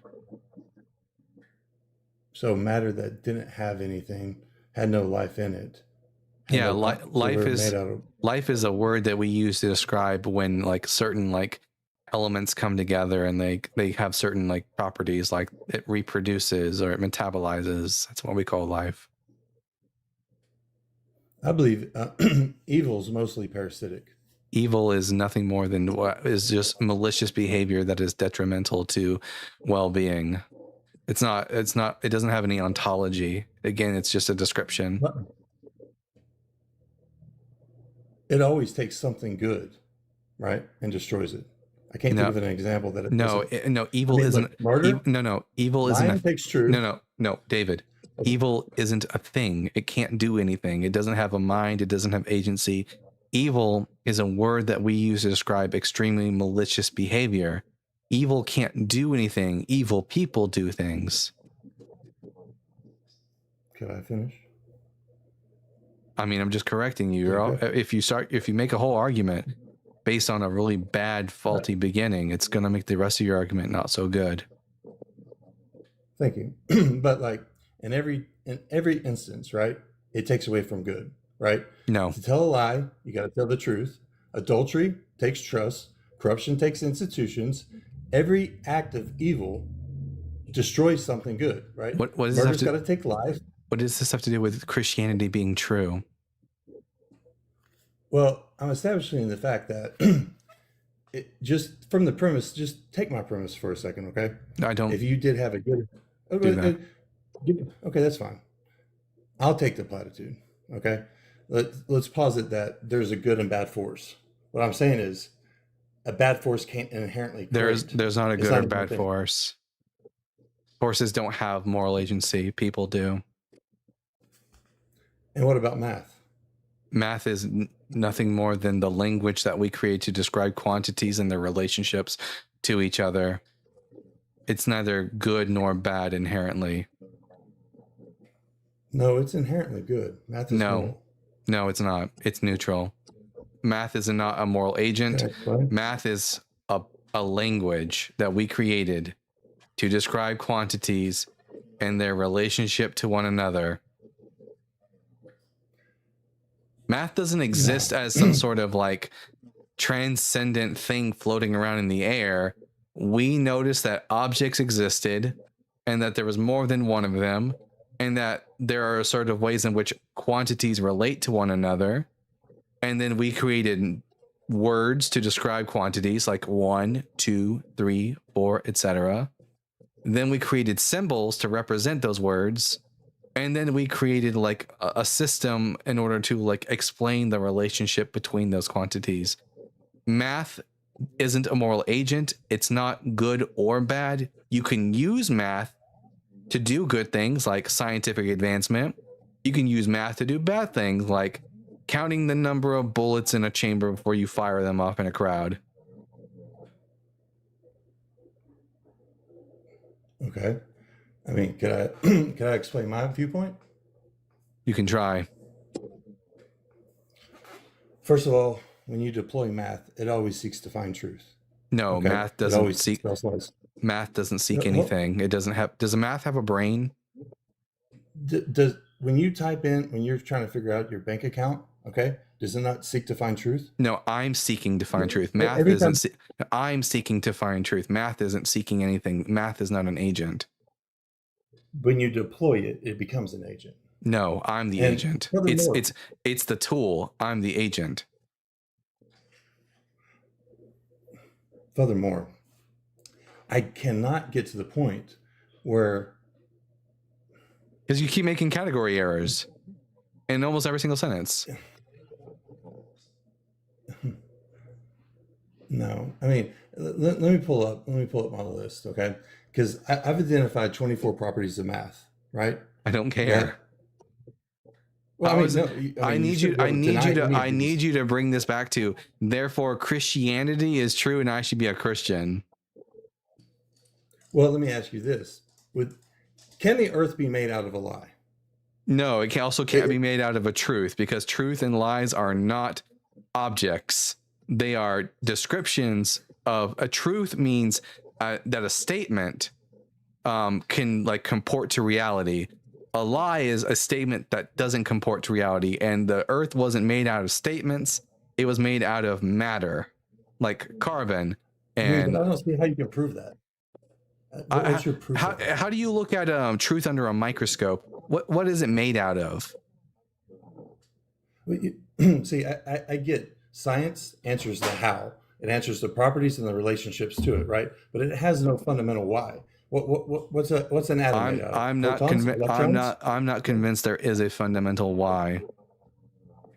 They can answer whys in the sense of, why does the sun like feel hot? Nuclear fusion, you know. I mean, okay. So let me ask you this. Okay, math. It's got to exist, right?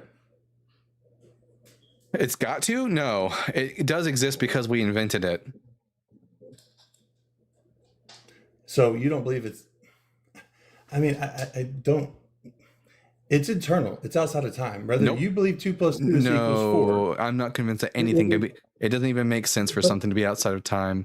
Math is a I can tell you. language. Math is a language that we created. It's immutable. It's It's immutable, right? only because objects are immutable, as far as I can tell, like quantities. Consistent, right?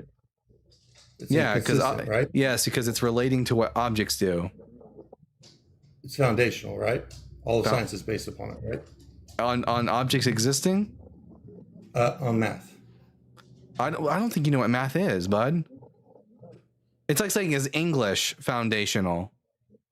No, like a tree exists, and then someone Yeah. came along and said, "I'm going to use the word. I'm going to create a. I'm Math going to has create a no word. tricks. I'm going to create a Math has no word tricks. called tree, and the word tree, the sound I'm making, correlates to this object. In the same way, I created the word two to describe when I had a quantity of objects like 2 big bajengas. That's like creation of words in order to correlate to reality. Math is not some object that exists in the universe somewhere, and it didn't exist eternally. That's nonsense. Well, I mean, point to evidence. It's the only form of communication that's never drifted. Never. It's never drifted. Every other form of communication has always drifted. It didn't always And exist.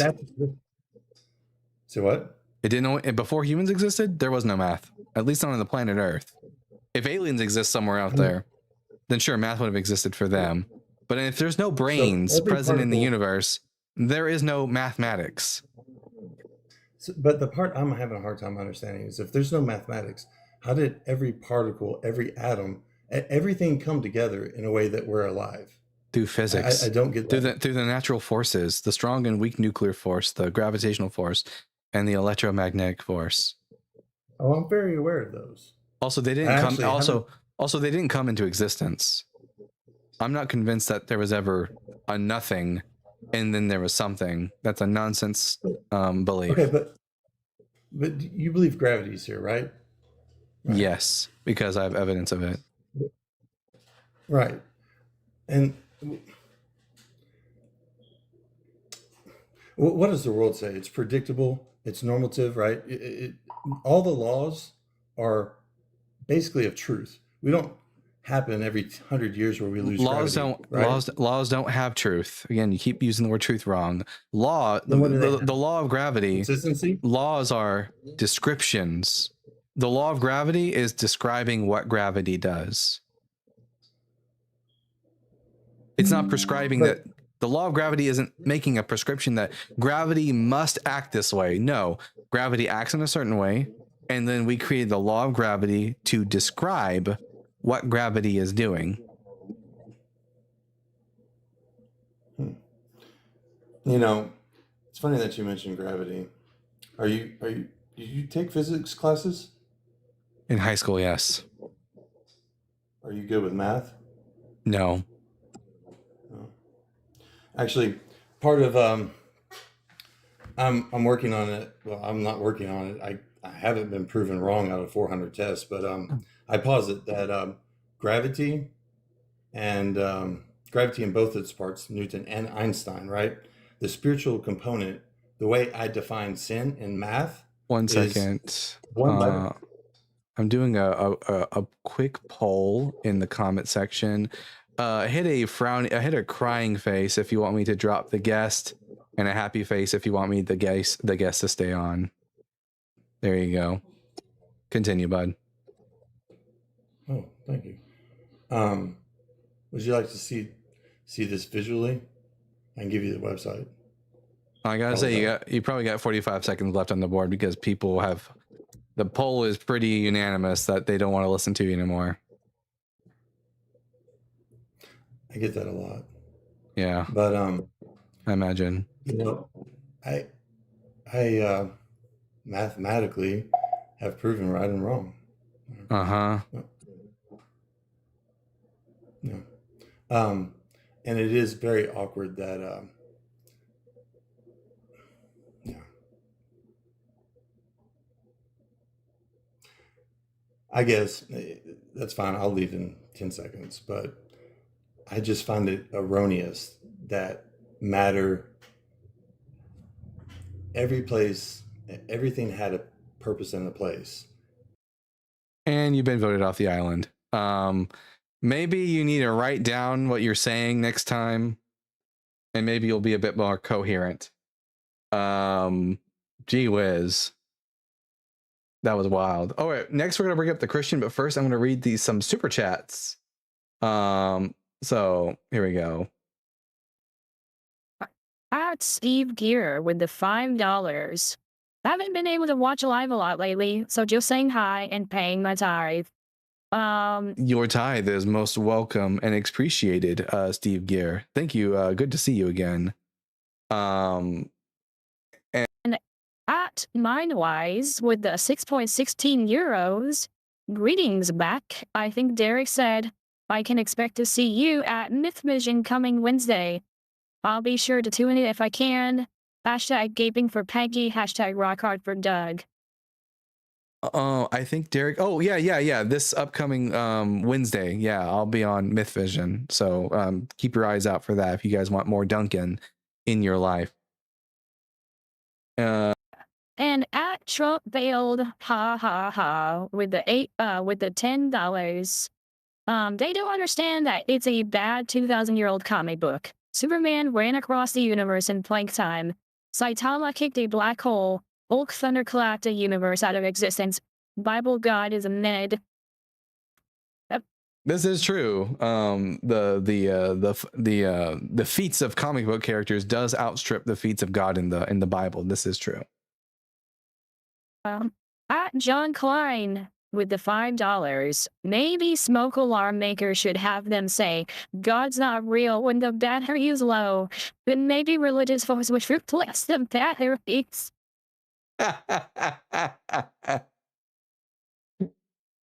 That's so funny. Cam, okay. I'm glad that you got on the plane quicker than the 2 hours at least. And enjoy your flight. And we'll see you when you go live, bud. Anyways, that is so fucking funny. That's so funny. That would drive me insane. And that mine wise with the 2 euros. It's funny you should mention gravity. Oh man, yeah. Did anyone else?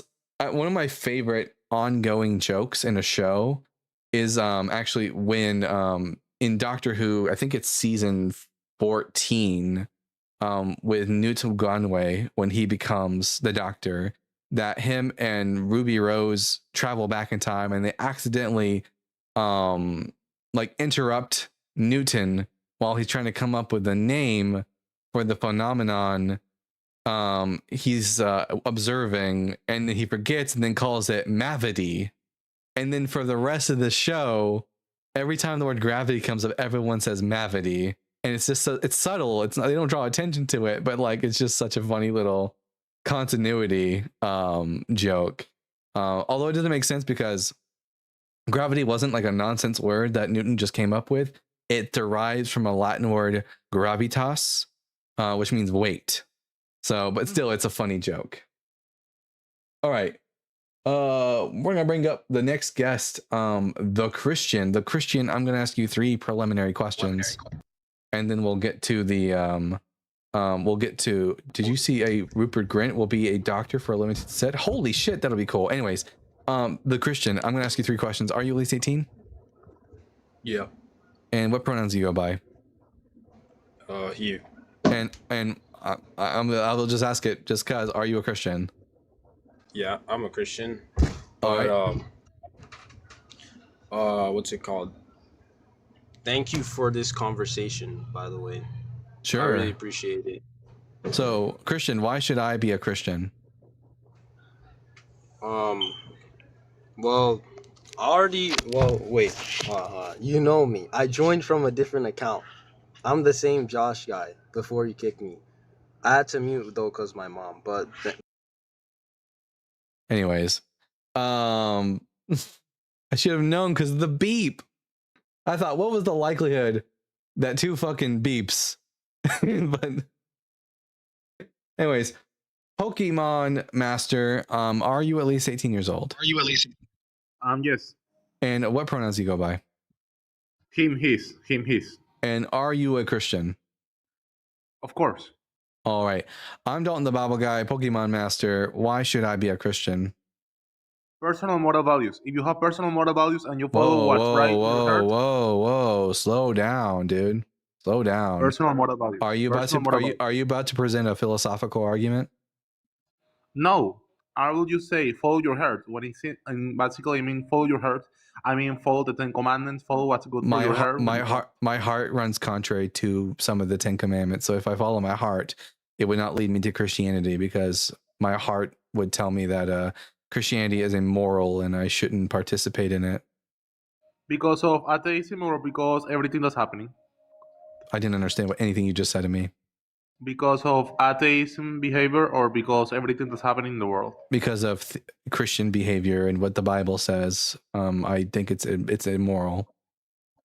We should say the same about Islam. Nothing is perfect, dude. Nothing is perfect in life. I don't care about Islam. We're talking about Christianity. I would say nothing is perfect in life. Just take the good stuff. Leave the bad stuff out. Wait, nothing is perfect in life. Not God's not perfect? Of course not. I don't believe anything's perfect. God, fantastic. I agree. God is not perfect. He's quite the asshole, and I wouldn't want to. And that's why everyone is perfect as human beings. Okay, so I don't want to be a Christian because my heart tells me don't do that, Dalton. At the very least, you could agree that Christian values can be actually good if you follow them at heart. Nope, I disagree. I talk to Christians every week, several times a week. I've talked to thousands of Christians probably, and a lot of them and a lot of them are assholes. A lot of them come up on my live defend slavery, they defend rape, They are homophobic and transphobic, science deniers. Those are bad fruits.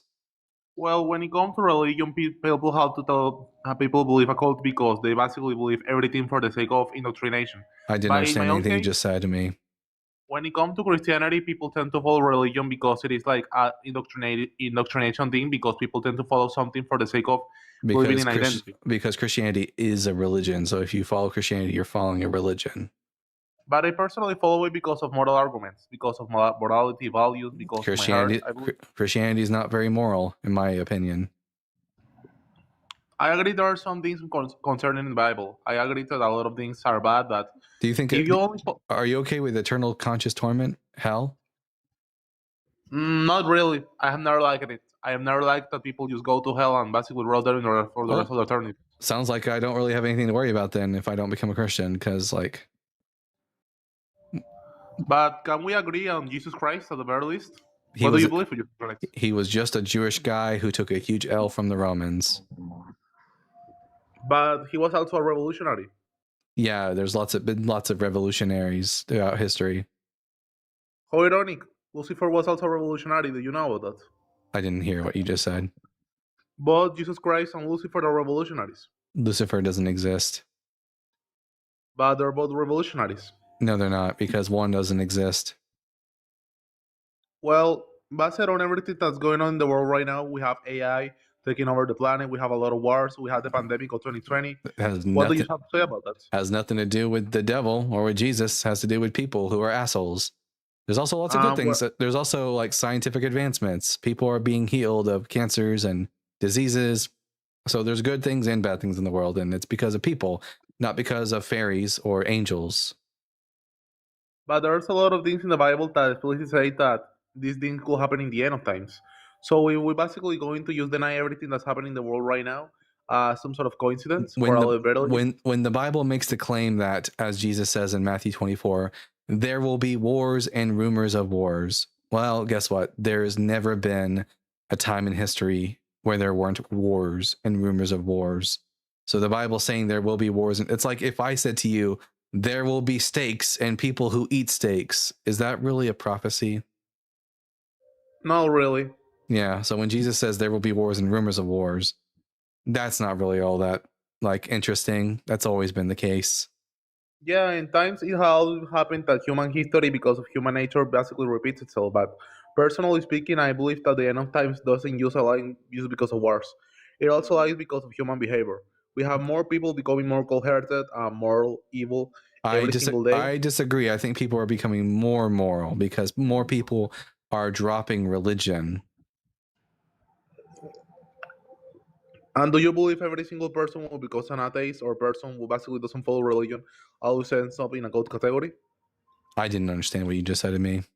I ask you if every single person who stops basically following religion, for example, like Christianity, always ends up as a good moral person. There would more people would become more moral because they wouldn't have a lot of people, especially in my country. There are a lot of very immoral people who are immoral because they think the Bible tells them to be an asshole. They think that they should like deny gay people the right to have marriage because of what the Bible says, for example. If they didn't have that, they would have less reasons to be homophobic. They would have less reasons to be a lot of the horrible things they are. They would at least be free to think critically about their moral positions, as opposed to, I just got to do whatever God says, and if I don't, I'll be like burned forever. If I had to understand, I think you have a personal bias of Christianity because of some personal experiences. Am I right? I have a bias against Christianity because it's not true. Why? Because it makes claims that are not comporting with reality. The Bible says that the earth is flat. It contradicts history. It contradicts itself. It makes false claims about about me and about people I know. Yeah, but the true question about it is, regardless of whether that's true or not, if you know that isn't real. That's the whole point. I can't just regard that. I want to believe as many true things as possible and to disbelieve as many false things as possible. Whether or not Christianity is true or false is quite literally the whole point. And like my belief in Christianity, whether or not I will be a Christian, literally entirely hinges upon whether or not Christianity is true or false. But are you trying to search for people to debate when it comes to Christianity to have a personal reason as to I'm why you should be Christian? I'm trying to see if are there any Christians out there who might have good reasons for me to become a Christian, and so far, zilch. I think people, when it comes to debate, always want to use they are sure on their personal point of view, rather than actually debating about something that they want to oppose. Because when it comes to debate, people don't actually want to learn when it comes about their own other people's point of view. They Probably just want to basically reinforce their own point of view. one of the big problems with this is that Christians don't really know the Bible all that well, and they're not even all that familiar with Christianity. Like True. there's not really a lot that Christians are able to teach me about the Bible. Have you ever heard about there's a guy. I think there is a guy that could help you out. Cliff Netchell. You should search him Oh, on Cliff YouTube. Connect's a joke. I could out Bible him any day of the week. Cliff Connectal didn't even know that it didn't even know that there were multiple different versions of slavery that were permitted in the Bible.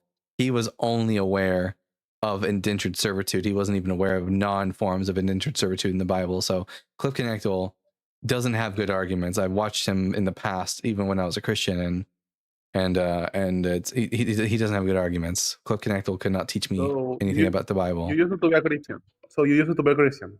Yep. But what made you become disillusioned with Christianity? I read the Bible. I understand. Personally speaking, when it comes to Jesus Christ, I just follow Jesus Christ because I believe in his moral and in his values and principalities. And yeah, I question God a lot. It is not like I agree with every single thing on the Bible. Jesus taught his followers to observe the law of Moses, and the law of Moses allows for the raping of women and for the enslavement of free persons. So I would say that Jesus' moral system is not good. Okay, I will have to look into that. I really didn't know about that. I will have to look into that. But didn't he take every single person's sins in the cross, like crucify himself for the people of humanity? In real life, no. In the story, sure. And you believe that Christianity is just a story? No, Christianity is not a true story. The Gospels are fiction. No, I didn't say if it is a true story. You say it is a story. It is a story, and not a very good one. So why do you believe that people will try to give a story to the people to believe in? I didn't understand what you just asked me. If Christianity is just a story, 1 second. why do... Goliv in the comment section says, Jesus said, I am the law of Moses.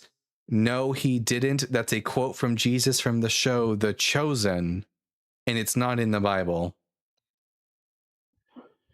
Anyways, Pokemon Master, do you have any good reason why I should be a Christian? Follow your heart. That's all I'm gonna tell you. Well, my heart tells me not to be a Christian. My heart tells me not to be a Christian. All right, they. Here, where's that? Where's my little sound effect board? There we go. All right. I guess we'll move on to Goliv. Goliv, I'm going to ask you 3 preliminary questions, and then we'll get to the conversation at hand. Question number 1, are you at least 18? Yes, but thank you for the conversation. I'm Josh. Please don't kick me, man. I'm praying for you, man. Please turn to Christ. He loves you, bro. Are you? This is another problem with Christians, and one of the reasons I'm less inclined to become a Christian is that Christians, like Joshua, don't understand the concept of consent. If I have dropped you from the live, and then you the whole point of you coming on a different channel is to deceive me into bringing you up when you know that I don't want to talk to you anymore. That's deceptive behavior, which is sinful in your religion, first and foremost. But I've already said to you, no, and then you try to force yourself upon me once again. What was his first name? Joshua. And that is problematic behavior. Be better, Joshua. You're more than welcome to come back on another day, but today is not that day. I stepped away for a minute. Is the low battery guys trying a third time? Yeah, he did. I mean, the Bible preaches non-consent, so that does check. Yeah, I feel bad for any girl that turns him down. Dude, you believe all the Bible who call themselves Christians aren't just trolls and bored people? Wait, dude, you believe all the people who so this is a statement about what I believe. You believe all people who call themselves Christians aren't just trolls and bored people? Nope, I don't. There are people who are Christians who are bored and trolls. But Joshua wasn't one. He's just a Christian who doesn't understand consent and the end of a conversation. Poor Poop Man Jones says, "I love you, Dalton. I love you too." Let's see. And Joshua is back in the request box. Joshua, are you not listening? No means no. Bad Joshua. That's a spray bottle of water in your face. God damn. I've had horny dogs who hump my leg less than Joshua. Anyways. Everyone make sure you tap that screen, share the live with those you love, with those you hate, with your friends and with your enemies. I'm going to start over again on TikTok, start the live over so we can get some fresh Christian opposition in here. So everyone on TikTok, come on back to the conversation. We'll be right back in just a moment. This would be the part where I insert like some sort of ad, right? Today's live has been brought to you by Astroglide. Get you some. All right. Oh, man, wild live tonight.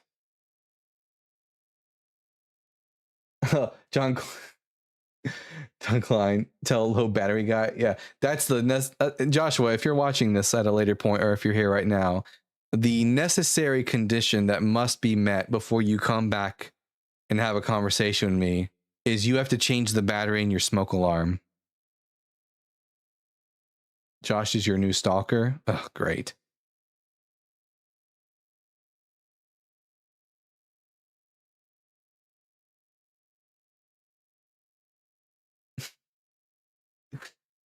Dalton, he's giving you gifts to seduce you. That's fine. Hey, if you want to send me a couple of galaxies, I won't stop you, Joshua.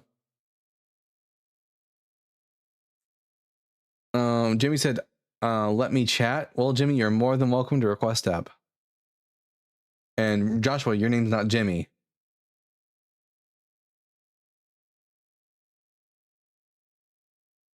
Okay, I'm going to mute you in the comment section. So there you go. And I'm not going to accept your request to come up, Joshua.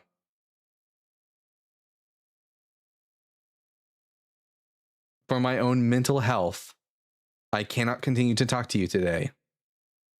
You're going to drive me into a home. It won't let me. You might not have enough followers, Jimmy. It might be. Well, no, you have enough followers, I think.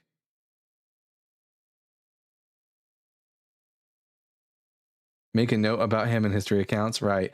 By the way, okay, speaking of notes, now would be a perfect time for me to figure out what app or website or whatever is Ian and Blitz using when they bring up the notepad for the syllogism, because I need that shit. Because some of these Christians, they need a little bit of a visual to help them understand. No shirt, no shoes, no guest requests. I'm not wearing shoes. I am keeping the shirt on for now. I'm not that desperate yet. Can't you type on Blackboard? Is that what it is? Blackboard? Blackboard.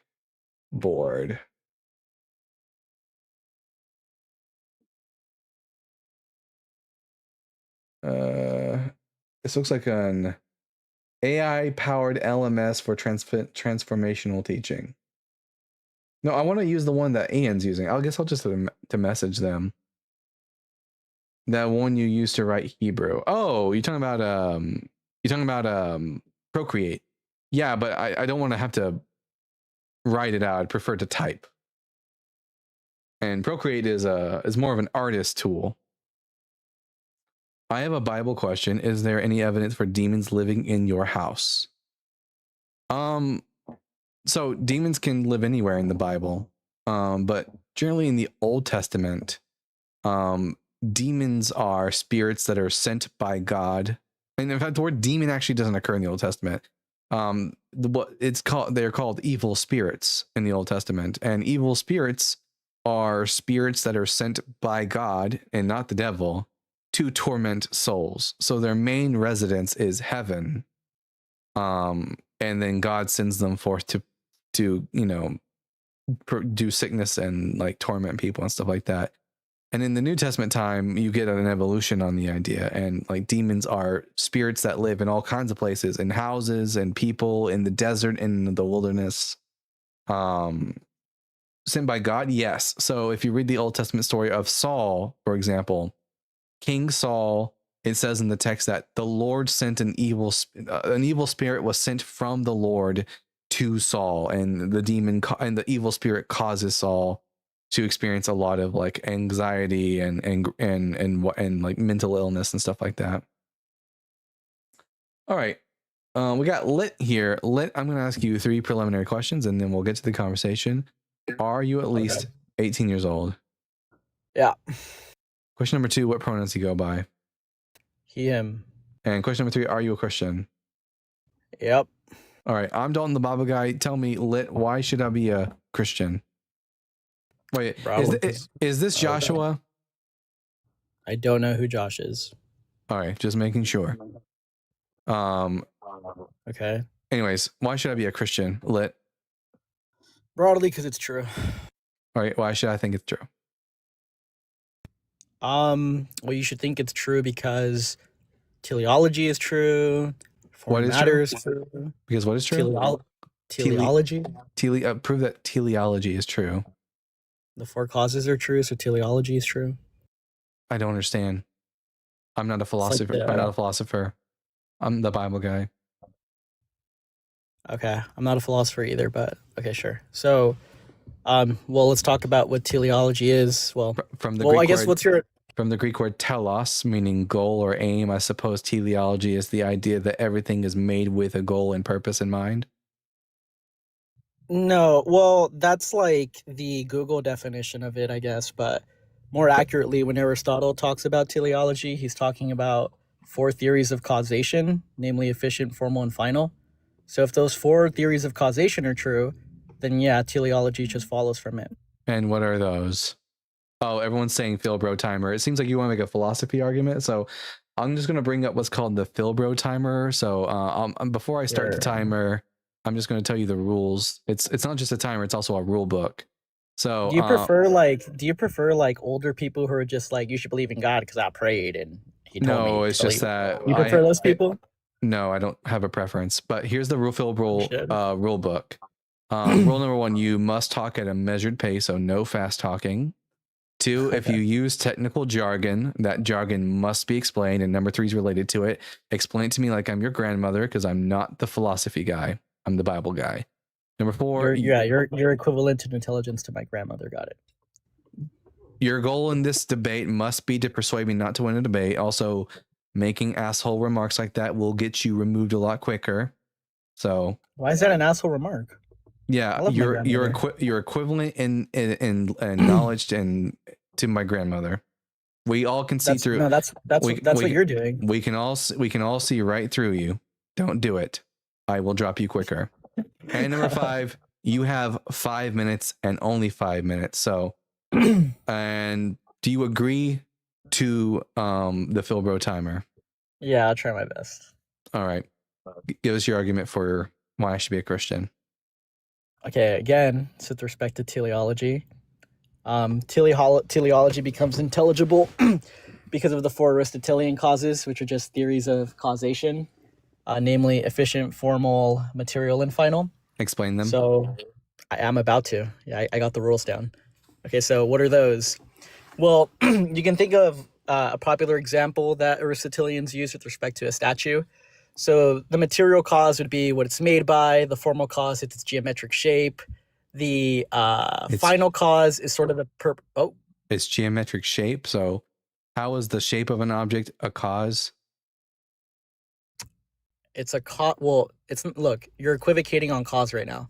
So don't think of cause as like, the Google definition. Okay, so causal relations. It would be better for you if you just use words the way that we use them in day-to-day speech.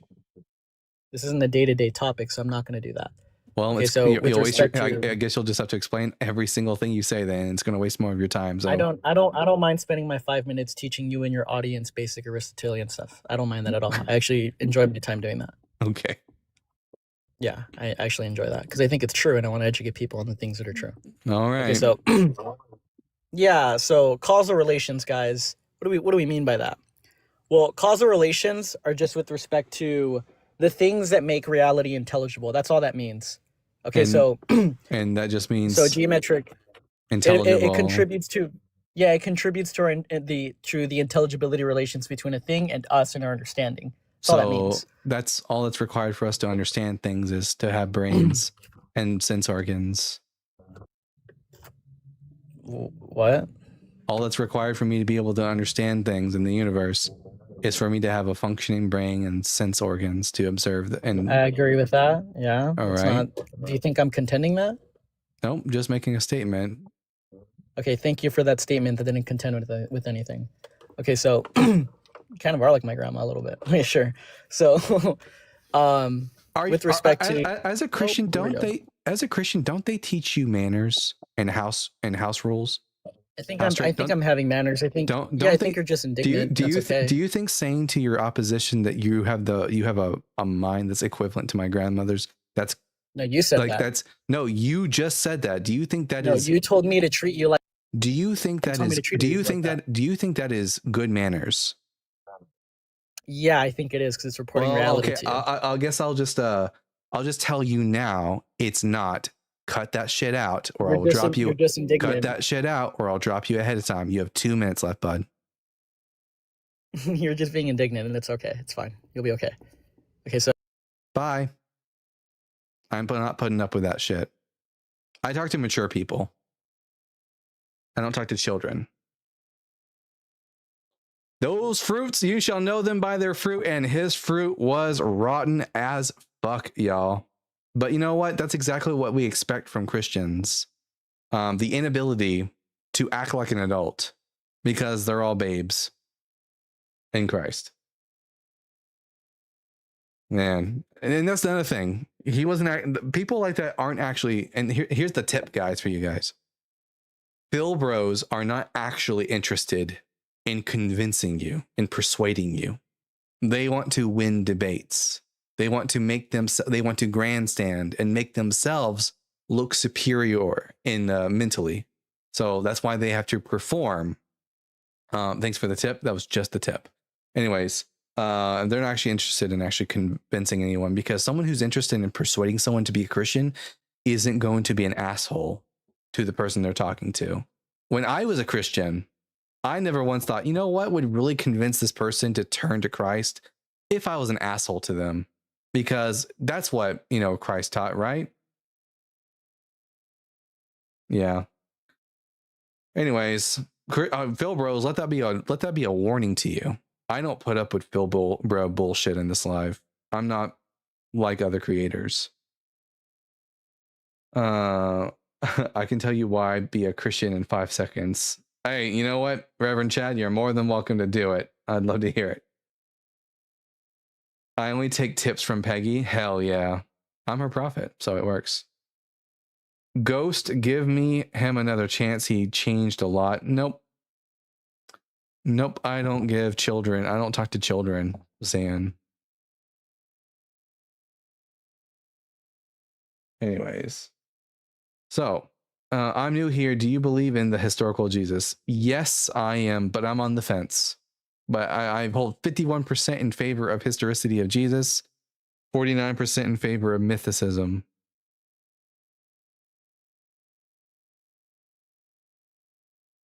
I do not believe, however, that Jesus was. I think the Jesus of the Gospels was a myth, while there was a historical Jesus.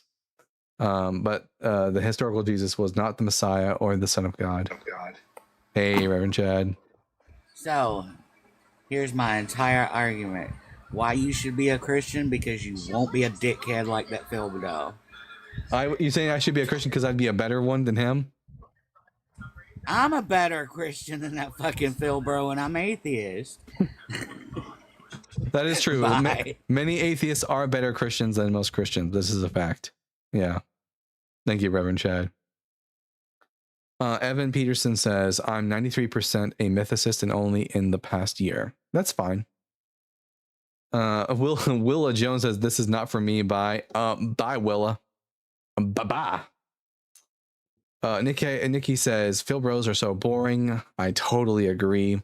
There's nothing wrong with philosophy, but when you act like that, nah, I ain't know about it. Would you want to sit down and talk to someone like that? Nah. To be a Christian, you have to go by what's in the Bible.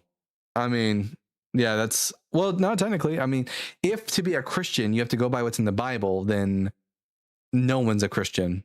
Because Christians don't actually go by what's everything that's in the Bible. It's impossible. They all want Darth. Wait a minute, what? They all want to be Darth Dawkins. They do. They really want to be Darth Dawkins. Which, kids, don't be like Darth Dawkins. He's an idiot. Would you ever talk to Vor, Dalton, or is he too dishonest? Who's Vor?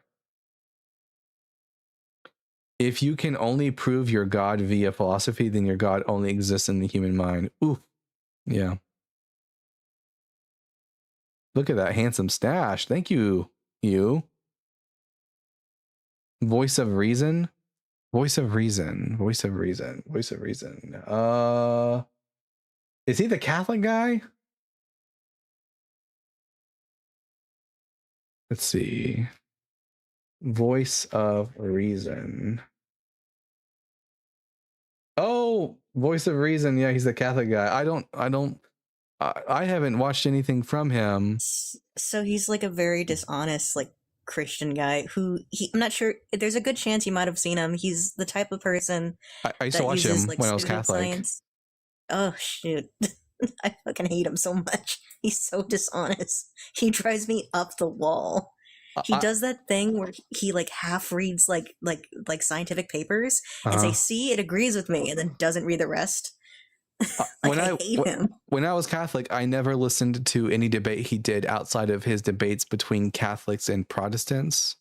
So I never got to hear him debate an atheist or a secular individual. So, wait, different Vor. Oh, this is a different Vor. This is a different voice of reason. This here, I'm gonna show you a picture. Is this the Vor you're thinking of? No, that's not him. Oh, he's currently on Joel's live right now. Actually, Joel reads the Bible. Oh, so this guy you're talking about doesn't even have like a YouTube channel or anything like that? I don't know. He's on TikTok all the time. He does TikTok lives where he uses like pseudoscience to try to prove how like the Bible is actually true. Like he legitimately believes that like a Noah's Ark can be proven scientifically. It's funny. Yeah, no, I've never heard of this individual, and I mean, I don't think they'd be able to. My debate topics usually center on why should I believe the Bible, and I suppose he would try to use the false science, but I'll just fact check him in real time, and then he'll probably just like flip the fuck out. Is that what his usual thing is? I'm trying to remember. It's a lot of he reminds me very much of like a snake oil salesman. Very much of just like it's proven like scientifically through here. So he's an apologist through this passage. Pretty much, yeah. Yeah. All apologetics is just like the sleazy car salesman of the Christian world. Yeah. I'm not sure how he would handle actually like debating like Bible passages though. I've never seen him actually do that, so. You're welcome. Hey, Lathe. I'll hop down and make room. Okay. Did I request up? Sorry. Sorry. I honestly thought you came up with me just to shit on Vor. I was like, yeah, let's like fuck that Oh, guy. I actually don't know Vor. No, I. Sorry. I do that all I'll the hop time. down. Yeah. If the I mean, listen, if they find my channel later and they're listening back for whatever reason to this episode, Vor, you're more than welcome to come up and debate. So I can absolutely destroy you on the Bible. There you go. Do you want to drop me or do you want me to drop myself? I'm so sorry. Oh, I mean, if you want to stay up, you can stay up. Otherwise, you can, at your own discretion. Oh, okay, yeah, I'll stay up. I always like talking very nicely to theists. All right, I'm going to bring up this person. I'm just going to try and maintain a cool and even disposition and not let my mind go crazy. All right, good. I'm glad you're here for me, Cam. Let's go, man. Never give up. All right. So I know, like, I was a bit annoying earlier, man, but like, Yes. Do you understand consent? yeah. In the I'm future, sorry about what I did earlier. in the future, when someone says no, that means no. I know, bro, but can we just like talk, man? Like, I genuinely want to just like talk with you. Why should Like, I on be a a personal level. Why should I be a Christian, Joshua? I even donated you roses, man. I appreciate that, Joshua. Why should I be a Christian? Well, like, dude, it's like the best thing that you can do in your life, man. Like, Jesus really freed me, especially from lust. That's like No, he one of didn't. the best things. No, he didn't. That's like one of the best things that like Joshua, you can experience. Joshua, do you want to know why it is that Jesus didn't free you from lust? Well, I'm not struggling with it anymore. Because, well, it's first and foremost, lust isn't something to struggle with. There's nothing wrong with lusting after somebody. Secondly, Jesus didn't free you from it because Jesus is dead, and dead people do not free people from things. I know, but man, bro, please, bro, like, I just want to know, like, bro, If before, I said to like, you, got, like, if I said to you that George Washington freed me from lust, what would your response be? Well, George Washington was like the president. He doesn't really. And Jesus like, was well, a I guess, like, and I guess, Jesus was like, a he doesn't rabbi. free you from lust, I guess. George Washington can't free me from lust because he's dead, right? Well, yeah. Same And with he's the first Jesus. president of the United States. Same with Jesus. He's just a dead guy. He doesn't exist Yeah, I know, anymore. but man, like, before, I just want to know, like, before you were a Christian, I want to talk about, like, before you were a Christian. That's I mean, not a what this is Christian, about. atheist. This is not your Like, life, Joshua. yeah, I know, but please, man, Also, please, we're not man. talking Like, about. I genuinely want to know, like, Stop begging. Stop begging. It's not befitting. It's not befitting. Yeah, that's annoying. I know. Now, we're not going to talk about before I was a Christian. We're talking about why should I now I meant before you return. were an atheist. Yeah, before I was an atheist, I hadn't read the Bible sufficiently. I've read the Bible. I know the Bible well enough to know why I shouldn't be a Christian. Can you believe in contradictions, Joshua? Well, no, if it's wrong, then it's wrong. I mean, let's talk about. But that's not the let's reason why. Let's talk about the birth of Jesus. That's not the reason why I'm a Christian, though. Don't care why The you're a reason Christian. why the reason. Oh, well, just hear me out real quick. The reason why I No, believe in you're Jesus is no. 'cause, like, No means no, Joshua. No Joshua. means All right, no. fine. You need to get that Like, in this your is mind. really concerning. The fact that Dalton be your and friend, I man. Like, we can and talk, you're man. overspeaking me.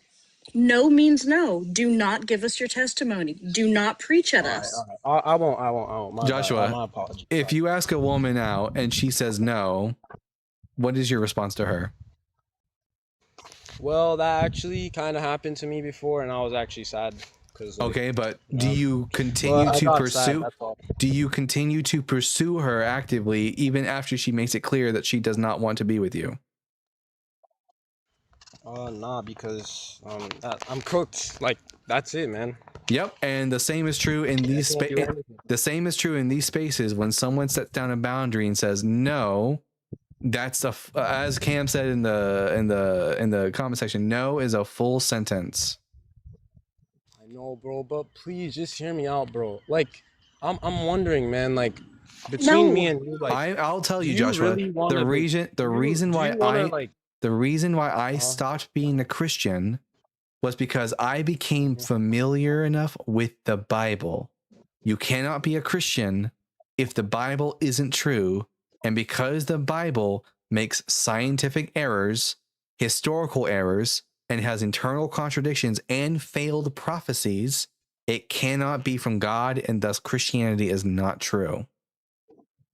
But what about like all the good things though in the Bible, man? Like I can I get just feel all like you only any want to anything talk about just the bad things. Like what anything about that's like, anything that's good in Jesus rule? Christianity, I can get outside of Christianity. So wait, can you give me like an example of that? Like I'm curious. Like when you left Christianity, like what? Secular humanism, which is what I adhere to, secular humanism, allows me to treat others right, to abstain from horrible actions like murder and cheating and all that kind of stuff. It doesn't require me to believe in magic or in gods or in monsters. No, well, like, are you like, do you wanna like know Christ and like know who Jesus truly is and stuff? Or I know you more just about giving up on Jesus I completely, know man? more about Jesus than most Christians do. I know, but like, have you just completely given up on Jesus, man? He hasn't given up on you, man. That's why I'm really trying to like always come back try to talk to him. Jesus Like, it can't. really breaks my heart sometimes. Joshua, Jesus never knew about me because he existed 2,000 years ago, and he will never know about me because he's fucking dead. He is bones. He doesn't have a consciousness. He doesn't exist anymore. Well, I remember from our first talk, you said like when you were a Christian, like you said that you didn't really have like any like friends. I can be your friend, man. No, I had friends when In you weren't real life, I listening. don't really have that many friends either, so. Joshua, you weren't listening to anything I said. I had friends when I was a Christian. I have friends now. Having friends or not having friends is not a reason to be a Christian. Well, like, are they like friends? Like, while you were a Christian, were they like friends that encourage you and stuff? And, Yes, I had friends in my church, Joshua. But it's like, bro, I don't know. It's like super hard, like to see, like even my friends. Some of them are atheists too, but like, and I still talk to them. Like, I'm not Love talking to like you. voting against them and stuff, but like we always just talk. I'm over it. And now that I've said no, Joshua, don't you fucking request back up, and if you do, I will block your ass. No means no. Host, you weren't this confident with Courtney? I sure as hell was. Courtney's not any better than this guy. The hell are you talking about? Anyways, don't worry, the winner. I've gotten rid of them. Joshua, stop sending roses. You're trying to. It's like creepy. It's like a stalker who keeps sending. That's true. I apologize. He can send me gifts. There's more money in my pocket, but he's not coming If back you up send because a of it. galaxy, Dalton will definitely consider maybe having you back up. Oh man. Live under visibility restricted for 10 minutes. Someone reported me because someone's a wuss out there. No friends. Try Christianity. Ooh, the friends I would make if I became a Christian are not the kind of people that I wanted to associate with. Oh, think of the money though. If you said that you were a Christian and then you became an atheist and you did this and then you reconverted, ooh, that'd be so much. Like you could be raking it in. That's true, guys. That shows you that people are like, you're just doing this for money. If I was just interested in making a lot of money, god damn, would I make so much money if I just like went and said, I'm a Christian now, guys, and let me tell you my testimony. People would eat that shit up. Luckily, I'm a lot more. Luckily, I'm a lot more moral than that. Don't enable the manipulator. If you believed he was a stalker, then you'd block him. We're not quite there yet. I said he's giving stalker vibes, like when a stalker keeps sending flowers and stuff. Integrity, that's the word I was looking for, Edward. Thank you. Fantastic. Well, we have another super chat here. At totally share with the $4.99. Appreciate you slowing down the pace for those of us who need things simple. Yeah, and it's not just because you guys need it simple, it's because I need it simple. I've got ADHD. If someone rambles off at 1,000 miles per hour, it's gonna go right over my head. I am not going to listen to you talk if I need to like do a playback at 0.5 speed. Yeah. Many people want to hear Joshua's story, then Joshua can go start his own live, Jazan. But guess what? I bet if I did a poll right now, the majority of people in here would not want to hear Joshua's backstory. I don't think the word many means what you think it means. Yeah, that's another thing. I don't think many does not mean what you think it means. Zan, why don't you ever call up? You're always in the comment section. Edward says no. St. Brown says no, the fuck we don't. Contra Deity, that's going to be a world of no from me. Thanks. I heard 500 people wanted to hear it. Oh, the Paul argument. Okay. Oh man, that's so good. Man. Zan, that's cheating. Can I invite my friends? Wow. Yeah, admitting that the majority of people here don't want to hear it, so he's going to invite more people. Parker says that's a no from me. So That's funny. so. Can I stack the vote before you start it? Oh man. That was so funny. 500 qubits of no and 100 no and 100 no 200 foreskins with a no. You guys are funny. I always wondered, like, with the foreskins, I wonder, like, if like God was doing some sort of like, you know, like a art piece, you know, like some sort of decorative type thing. Like, what did he do? Like, Here's the thing. Here's my theory about Yahweh and foreskins. It's not true, but it's like fun lore. I think that foreskins are to Yahweh what garlic is to vampires. So, for example, when Yahweh was about to kill Moses' kid, what was the action that Moses' wife took in order to drive away Yahweh? Cut off foreskin and throw it at his feet. yeah. Yeah, it's preventative. It's preventative measures. That's why God tells all his people to get their foreskins removed so that he can like come to them. Otherwise, it's like garlic at the doorstep. Got it. Foreskins, yeast, iron. There you go. Fantastic. Yeast, iron, and foreskins. If we get those 3 ingredients together, guys, we could create the most surefire anti-God potion in existence. Jay, I'm going to bring up Jay, who's a friendly. I'm sure they have a question to ask. Jay, welcome back to the live. What brings you up? I just wanted to ask have you heard of the BGV theorem? No. Okay, then never mind. I was gonna ask if you had anything on it, because it's this theorem that basically says that the big is arguing that any universe that is expanding on an average must have a start, and it proves it through some form of mathematics. And I didn't know if you've ever heard of it, and I haven't been able to. That's just how in science we came to the conclusion.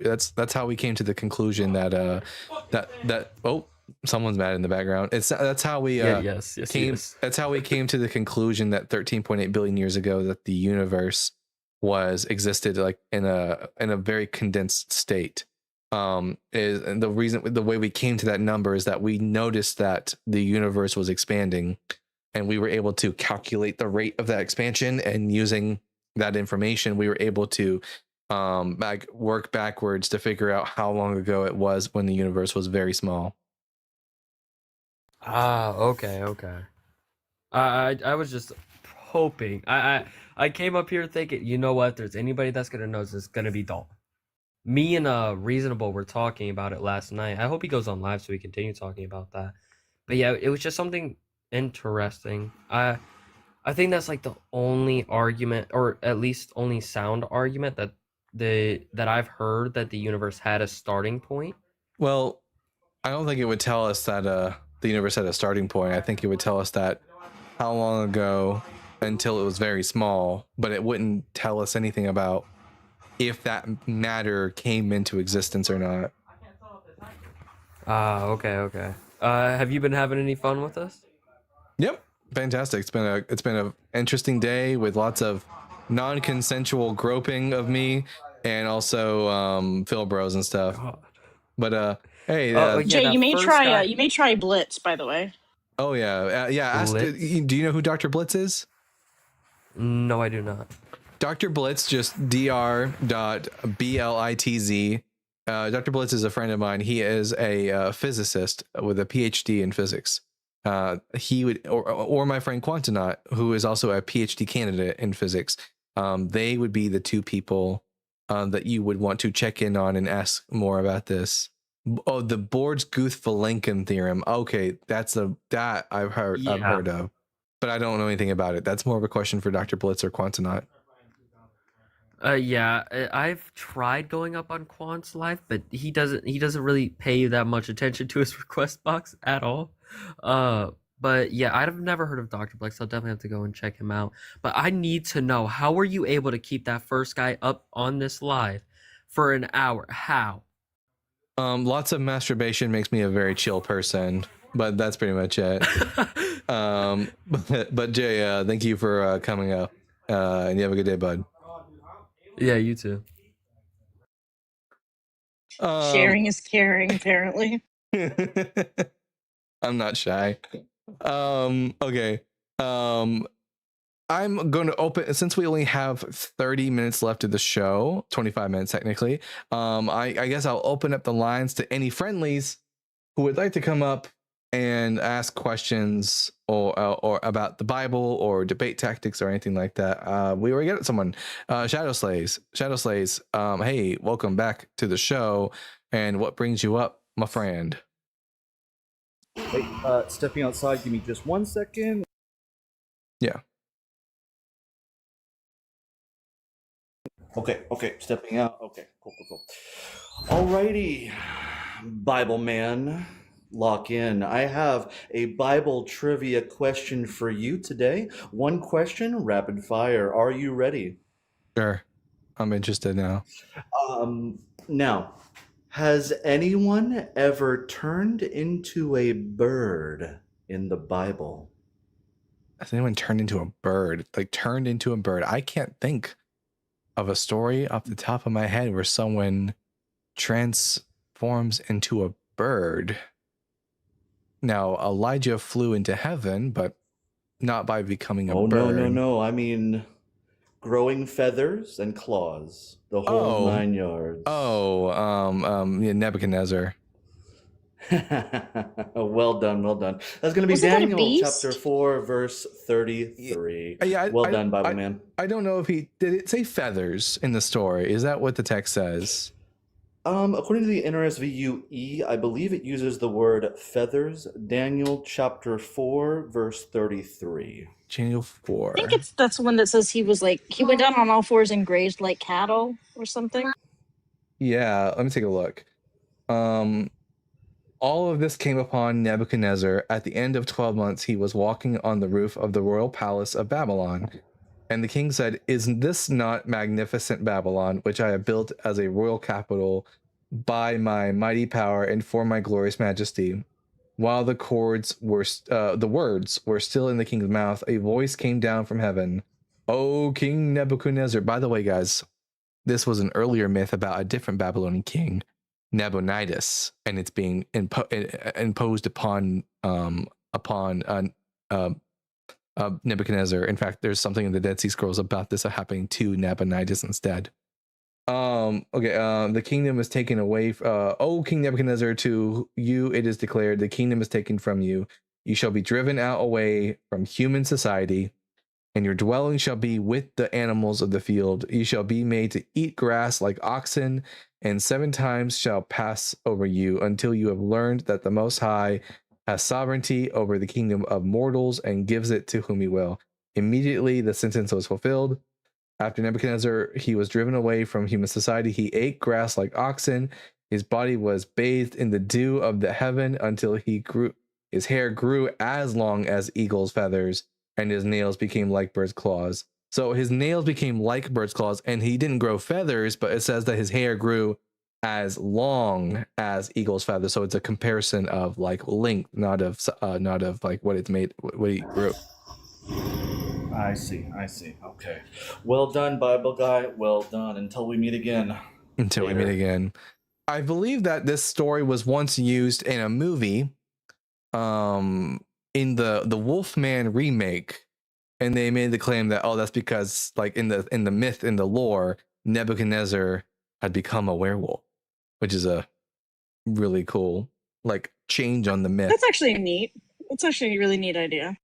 Yeah, I always tried to like I had an idea a long time ago. I wanted to write a supernatural thriller about vampires, and I like had to come up with my own, like in every vampire story you have to have the lore for how vampires came into being. So I had to come up with my own lore for, in my universe, how vampires came to be.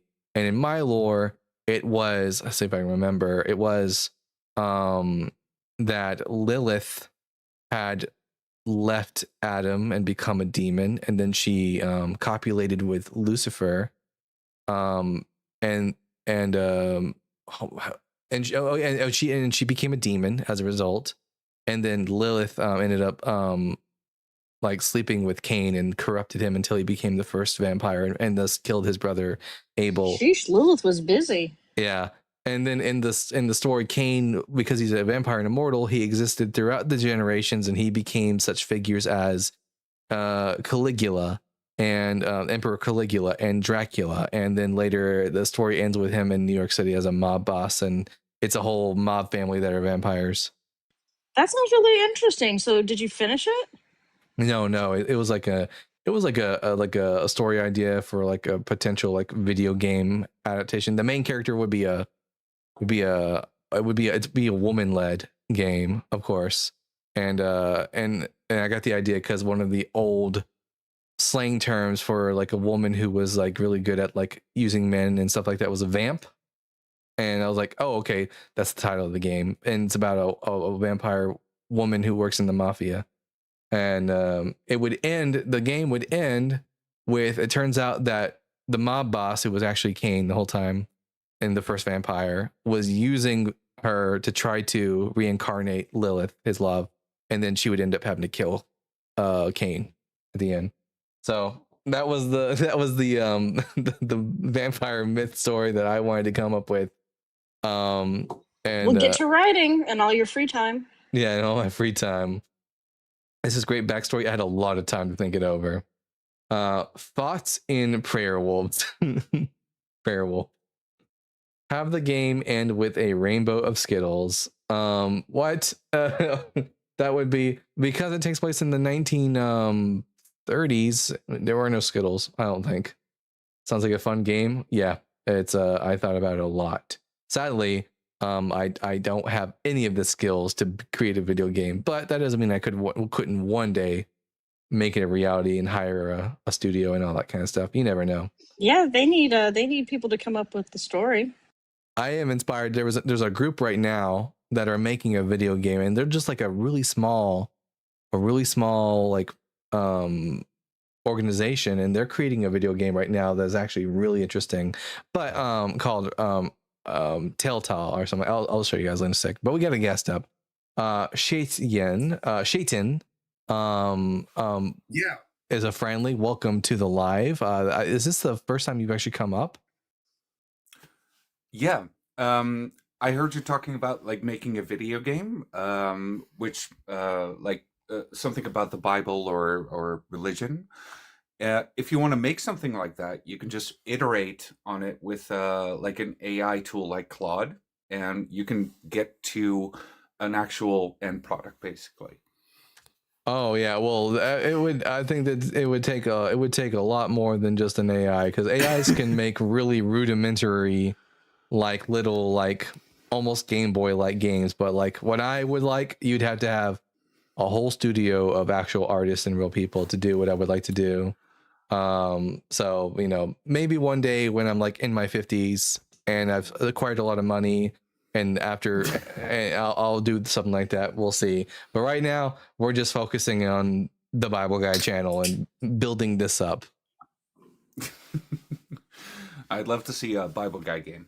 Yeah, one day. It won't be called that though. The studio will have to be something else. We'll see about it. Thank you for coming up, Shayton. Yeah, no worries. Bye, Shay. Really cool name.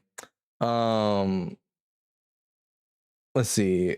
Any super chats? No super chats right now. And again, we are taking all comers, friendlies and opposition, more than welcome to come up and to ask questions, or if you're opposition and you're Christian, to come up and debate. Sorry, Cam, that you're stuck on a plane and this is what you have to listen to. Teehee.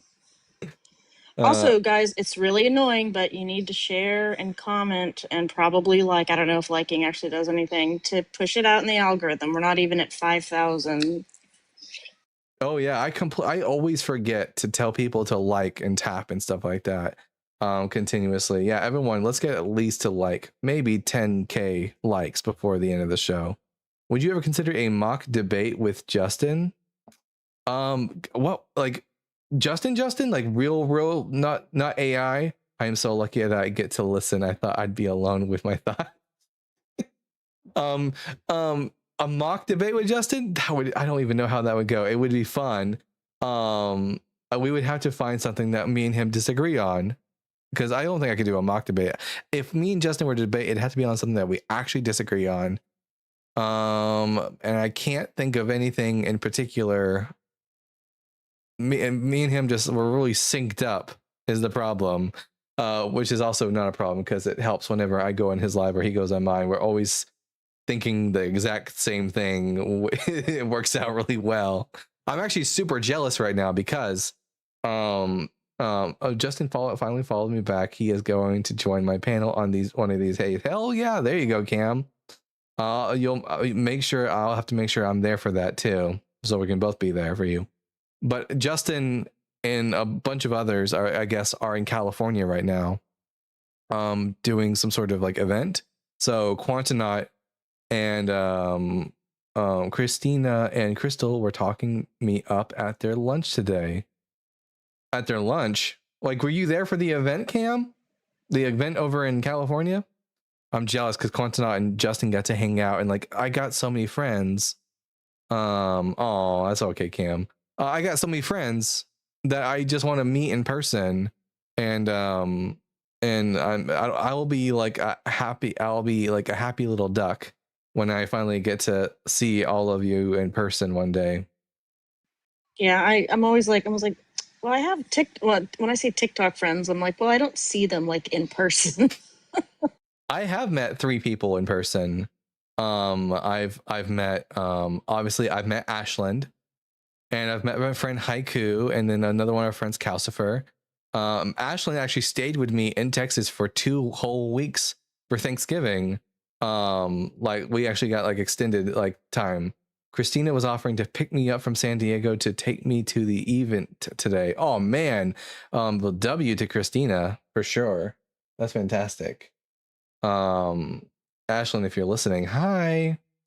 Just like Paul saying with Peter. Staying with Peter. Yeah, exactly what it was like. Yeah, I'm sure y'all were arguing about eating meat sacrificed to idols as well. Yeah, for sure. She cooked a lot. She actually ended up making me some brownies. Mm-hmm. Yeah. And let's just say, like, guys, it hit me. They were potent as hell, and I was If you're not used to it, it'll sneak up on you, and then you're like, "Oh, it's too much," and it's like, "Too bad." The thing is, though, it didn't happen gradually. It didn't sneak up on me. What happened was, like, literally, like, where I'm sitting on my bed, she's sitting next to me. We're just eating the brownies, and all of a sudden, I feel something, like, rise up in me, starting from my toes, and I could feel it, and then it hit my face, and I was done. Oh, like a flush. Oh, I know. Yeah. Yeah, it You're was. like, that was fun. I'll see you tomorrow. Yeah, well, I ended up I got so elevated that I at one point I was lying in my own bed and didn't know where I was. I thought I was in a hotel room for some reason. The sheets looked like, I kept looking at my sheets and thinking, God, that looks like the ocean. And then I ended up throwing up later that night, but because I drank too much chocolate milk while I was doing that. Cam says, Chocolate milk. because I'm from California, that sounds like normal Tuesday from Cam. We gotta hang out then. I don't ever do it unless I'm doing it with others. I'm like I'm a social smoker or Oh yeah, yeah. Nora said, "Did you see Jesus?" Bet you still didn't see Jesus, even that elevated. I still didn't see Jesus. But you know what? If he was in the room, I wouldn't have noticed him anyways, because I was like that out of it. I found out I'm low-key allergic to the plant. Found out when my throat swelled mid-trip. Whoa, that sucks. That sucks ass. First time I ever drank anything. I know someone who took that latter Saint Day and claims to have talked to God. LOL, must be true. Yeah, if you're taking a substance that alters your brain, then it must be reporting objective reality, right? That's but Whoa, who's freaking out in chat? what is it? Every prophet Adam, what is this? Okay. Every prophet, Adam, Abraham, Moses, Yeshua, and Muhammad. It's funny that only one of those names was in Hebrew and the rest weren't. Muhammad preached Islam. Jesus didn't preach Islam. That's ridiculous. To teach that Jesus preached Islam would be like me to say Moses preached Christianity. It's ridiculous. No, Jesus was not a Muslim. Zillions of years. Zillions? What does that even mean? That's crazy. What a crazy point, Mr. Name I cannot pronounce because it's in Mandarin. Yeah, wild. Anyways, Islam is crazy. I'll never become a Muslim because I don't like pedophiles. So there's that. I mean, you're just so picky. Why are you so picky about your religions and the people you hang out with? Contra. Well, hey, welcome up. Hi. I just thought I'd jump on because people so rarely accept friendlies. Yeah, well, here we are. We got 7 minutes left 8 minutes left, and at least I got some people to talk to. Cam says landing in about 20 minutes. This is such a short flight. Hell yeah, good for you. I'm sure that makes sense considering, where you are located. Yeah. I actually, guys, I've already got plans for Halloween this year about our special Halloween episode. I'm going to. This is what I'm going to do. I'm gonna have a special, obviously, background that's Halloween related and with like animations and stuff like that. But I'm gonna get myself a green screen suit that goes up to my neck area, so that it'll key out not just my background but my body as well. I'll be a floating head, and I can adjust the camera settings on OBS so that I'm blue and transparent. So I'm gonna be a ghost, a bodiless ghost. That's amazing. Yeah, if I can see if I can actually make that. Show you guys, see how I would make that happen. Filters, color correction. I'd have to go and make myself blue, and then look at your lips there. I know. I'm straight. I probably taste like blueberries now. And then change my opacity. Blueberry for a daughter. So spooky. You'll have to fade in like and out, like whenever someone's getting really boring, you just slowly like fade out of existence. Yeah, exactly. It's like the Homer Simpson walking backwards through the hedge. Oh yeah. That's perfect. Fog machine is needed. Luckily, I don't need a fog machine because This looks so silly, but I don't need a fog machine because I can just get like a fog PNG and put it on the screen, and you wouldn't be able to tell the difference. So yeah, it'll be fun on Halloween. We'll do all kinds of it'll be thematic for sure. As an atheist, the only reason I should be a Christian is that it's okay to be morally wrong person. You just want to sin, Yeah. and then ask for forgiveness from God and not the people you should be accountable to. Right. A good reason to be a Christian is if you want to be able to do wrong things with no accountability. Yeah. Yeah, that never made sense to me. It's like you just wanted to sin. It's like, but I could just sin and then ask forgiveness. That's the irony, you know, right? Is that Christians Like often it's say that you became an atheist so you could do bad things without accountability. But no, like in real life, I have like if I go out and murder somebody, I'm going to be held accountable for that in real life. But in Christianity, all the wrong as long as you get away with it from the court system, you can do whatever wrong you want to do, and you'll just get away with it because as long as you ask for forgiveness, Just don't get caught. yeah. that drives me insane. That's the only thing that really annoys me, that I don't believe in a judgment or afterlife. It really annoys me. Some people are just never ever gonna get which is the consequences. Which is why when I do hold the multiple topics, the last thing is there justice in Christianity? Because like I don't see it. There is no justice in Christianity. Nora says I don't. Everyone tap. We're almost to 10,000. Yeah, tap at the screen, everyone. Tap that screen like Jonathan wanted to tap King David. Probably did. Yeah. Speaking of David, that's like one of those things with King David, how in the Bible he's talking about how he sinned against Bathsheba's husband and stuff, and well, really he sinned against God. He doesn't really give a fuck about the husband. God cares about that, but he doesn't. So he's like, instead of, I don't know, there could have been like maybe just a paragraph of him going to Bathsheba and being like, I'm sorry, I fucked up your whole world, you know, Yeah, wouldn't it be great? assaulted you and, you know, got your husband killed, and then you got pregnant and oh shit, you lost your baby.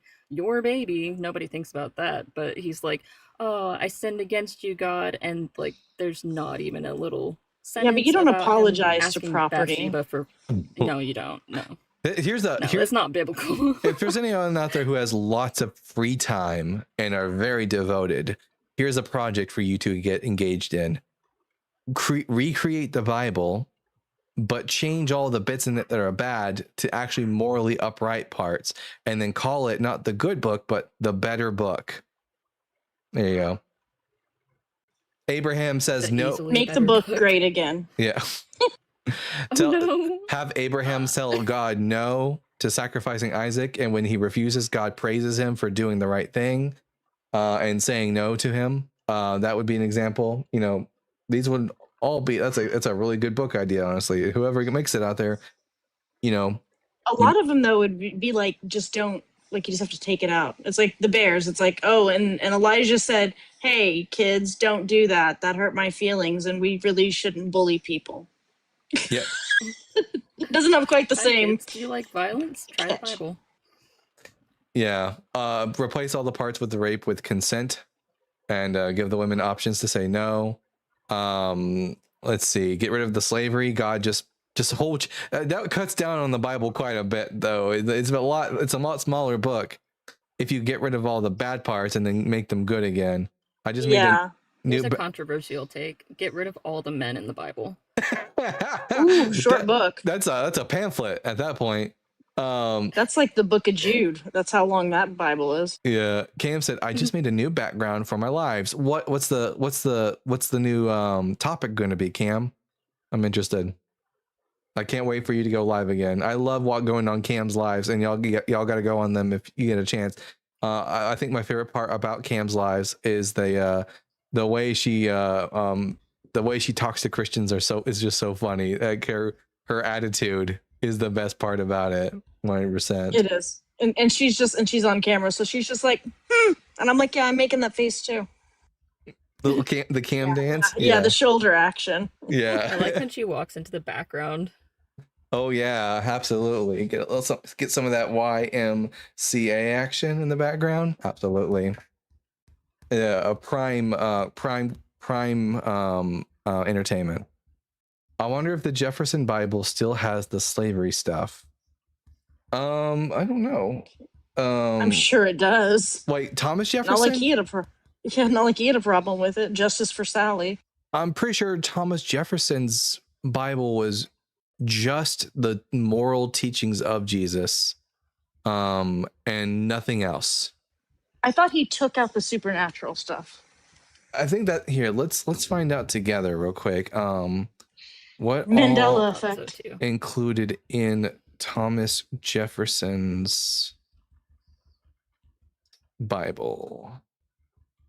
Although, I mean, if he keeps in the parables of Jesus, Cam, if he keeps the parables of Jesus, a lot of Jesus' parables utilize slavery imagery as a given. So there's that.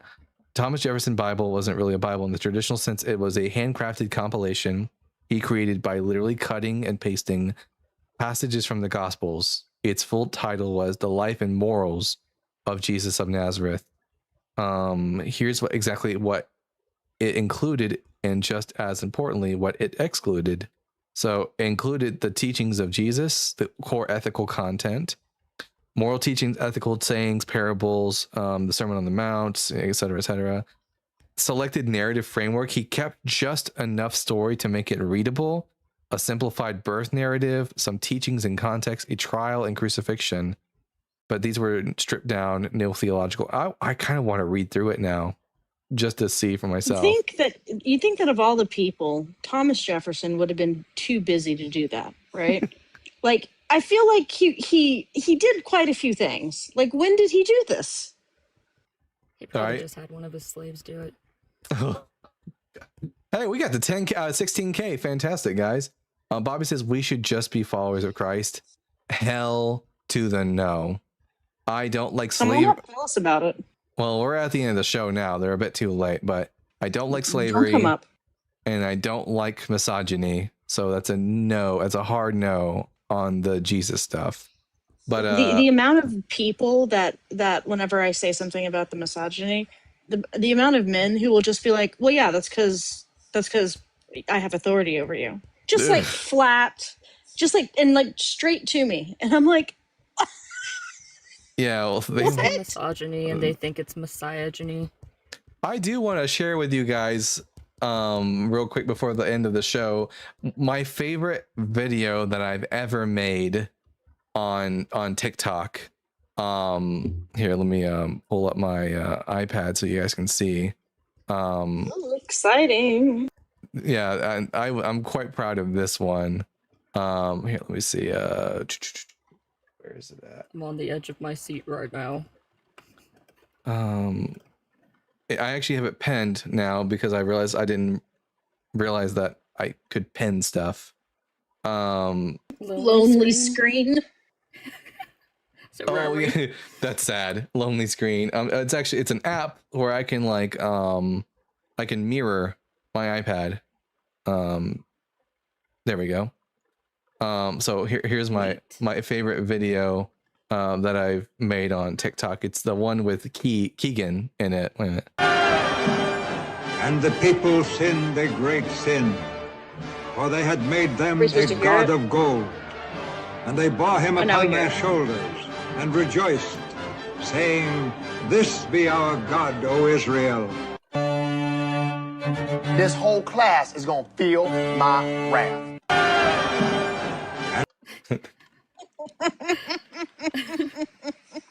That's pretty good. Yeah. I love that. So everyone, yeah, there you go. That's my favorite video that I've ever made. And I've made a lot of stuff. Oh man.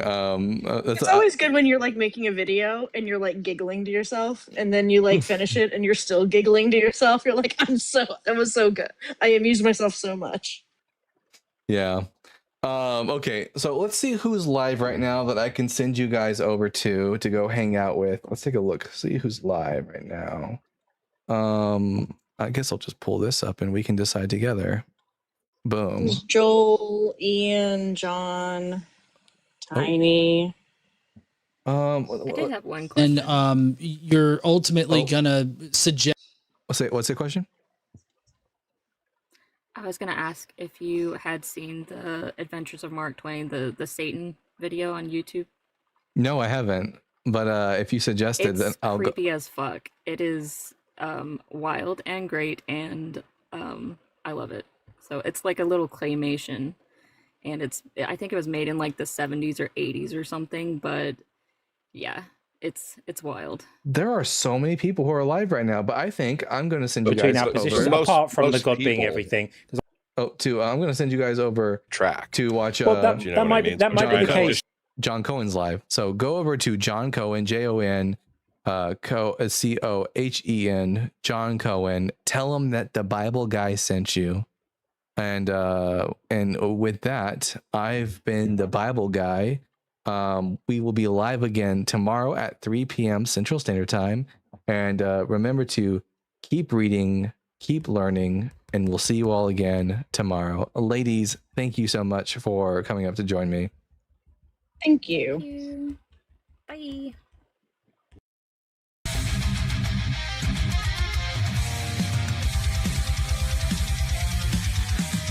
Born from dust and questioning fire, wielding truth like a sword of desire. Ancient scrolls and cosmic flame. He tears through myth, he breaks the chain.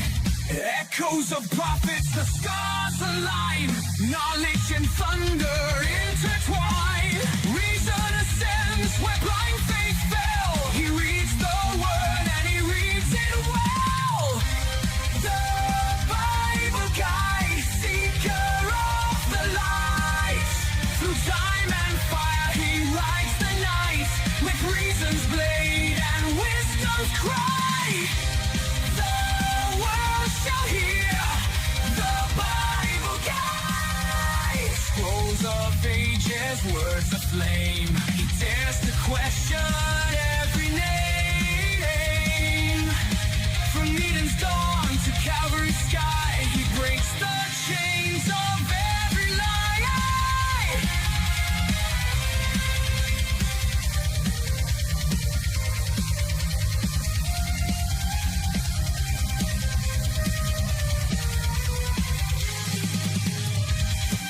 Logos, Logos, the word and the flame. Reason shall rise and truth has a name. The Bible guide, he shines with reason's own light. Through myth and faith, through earth and sky, forever.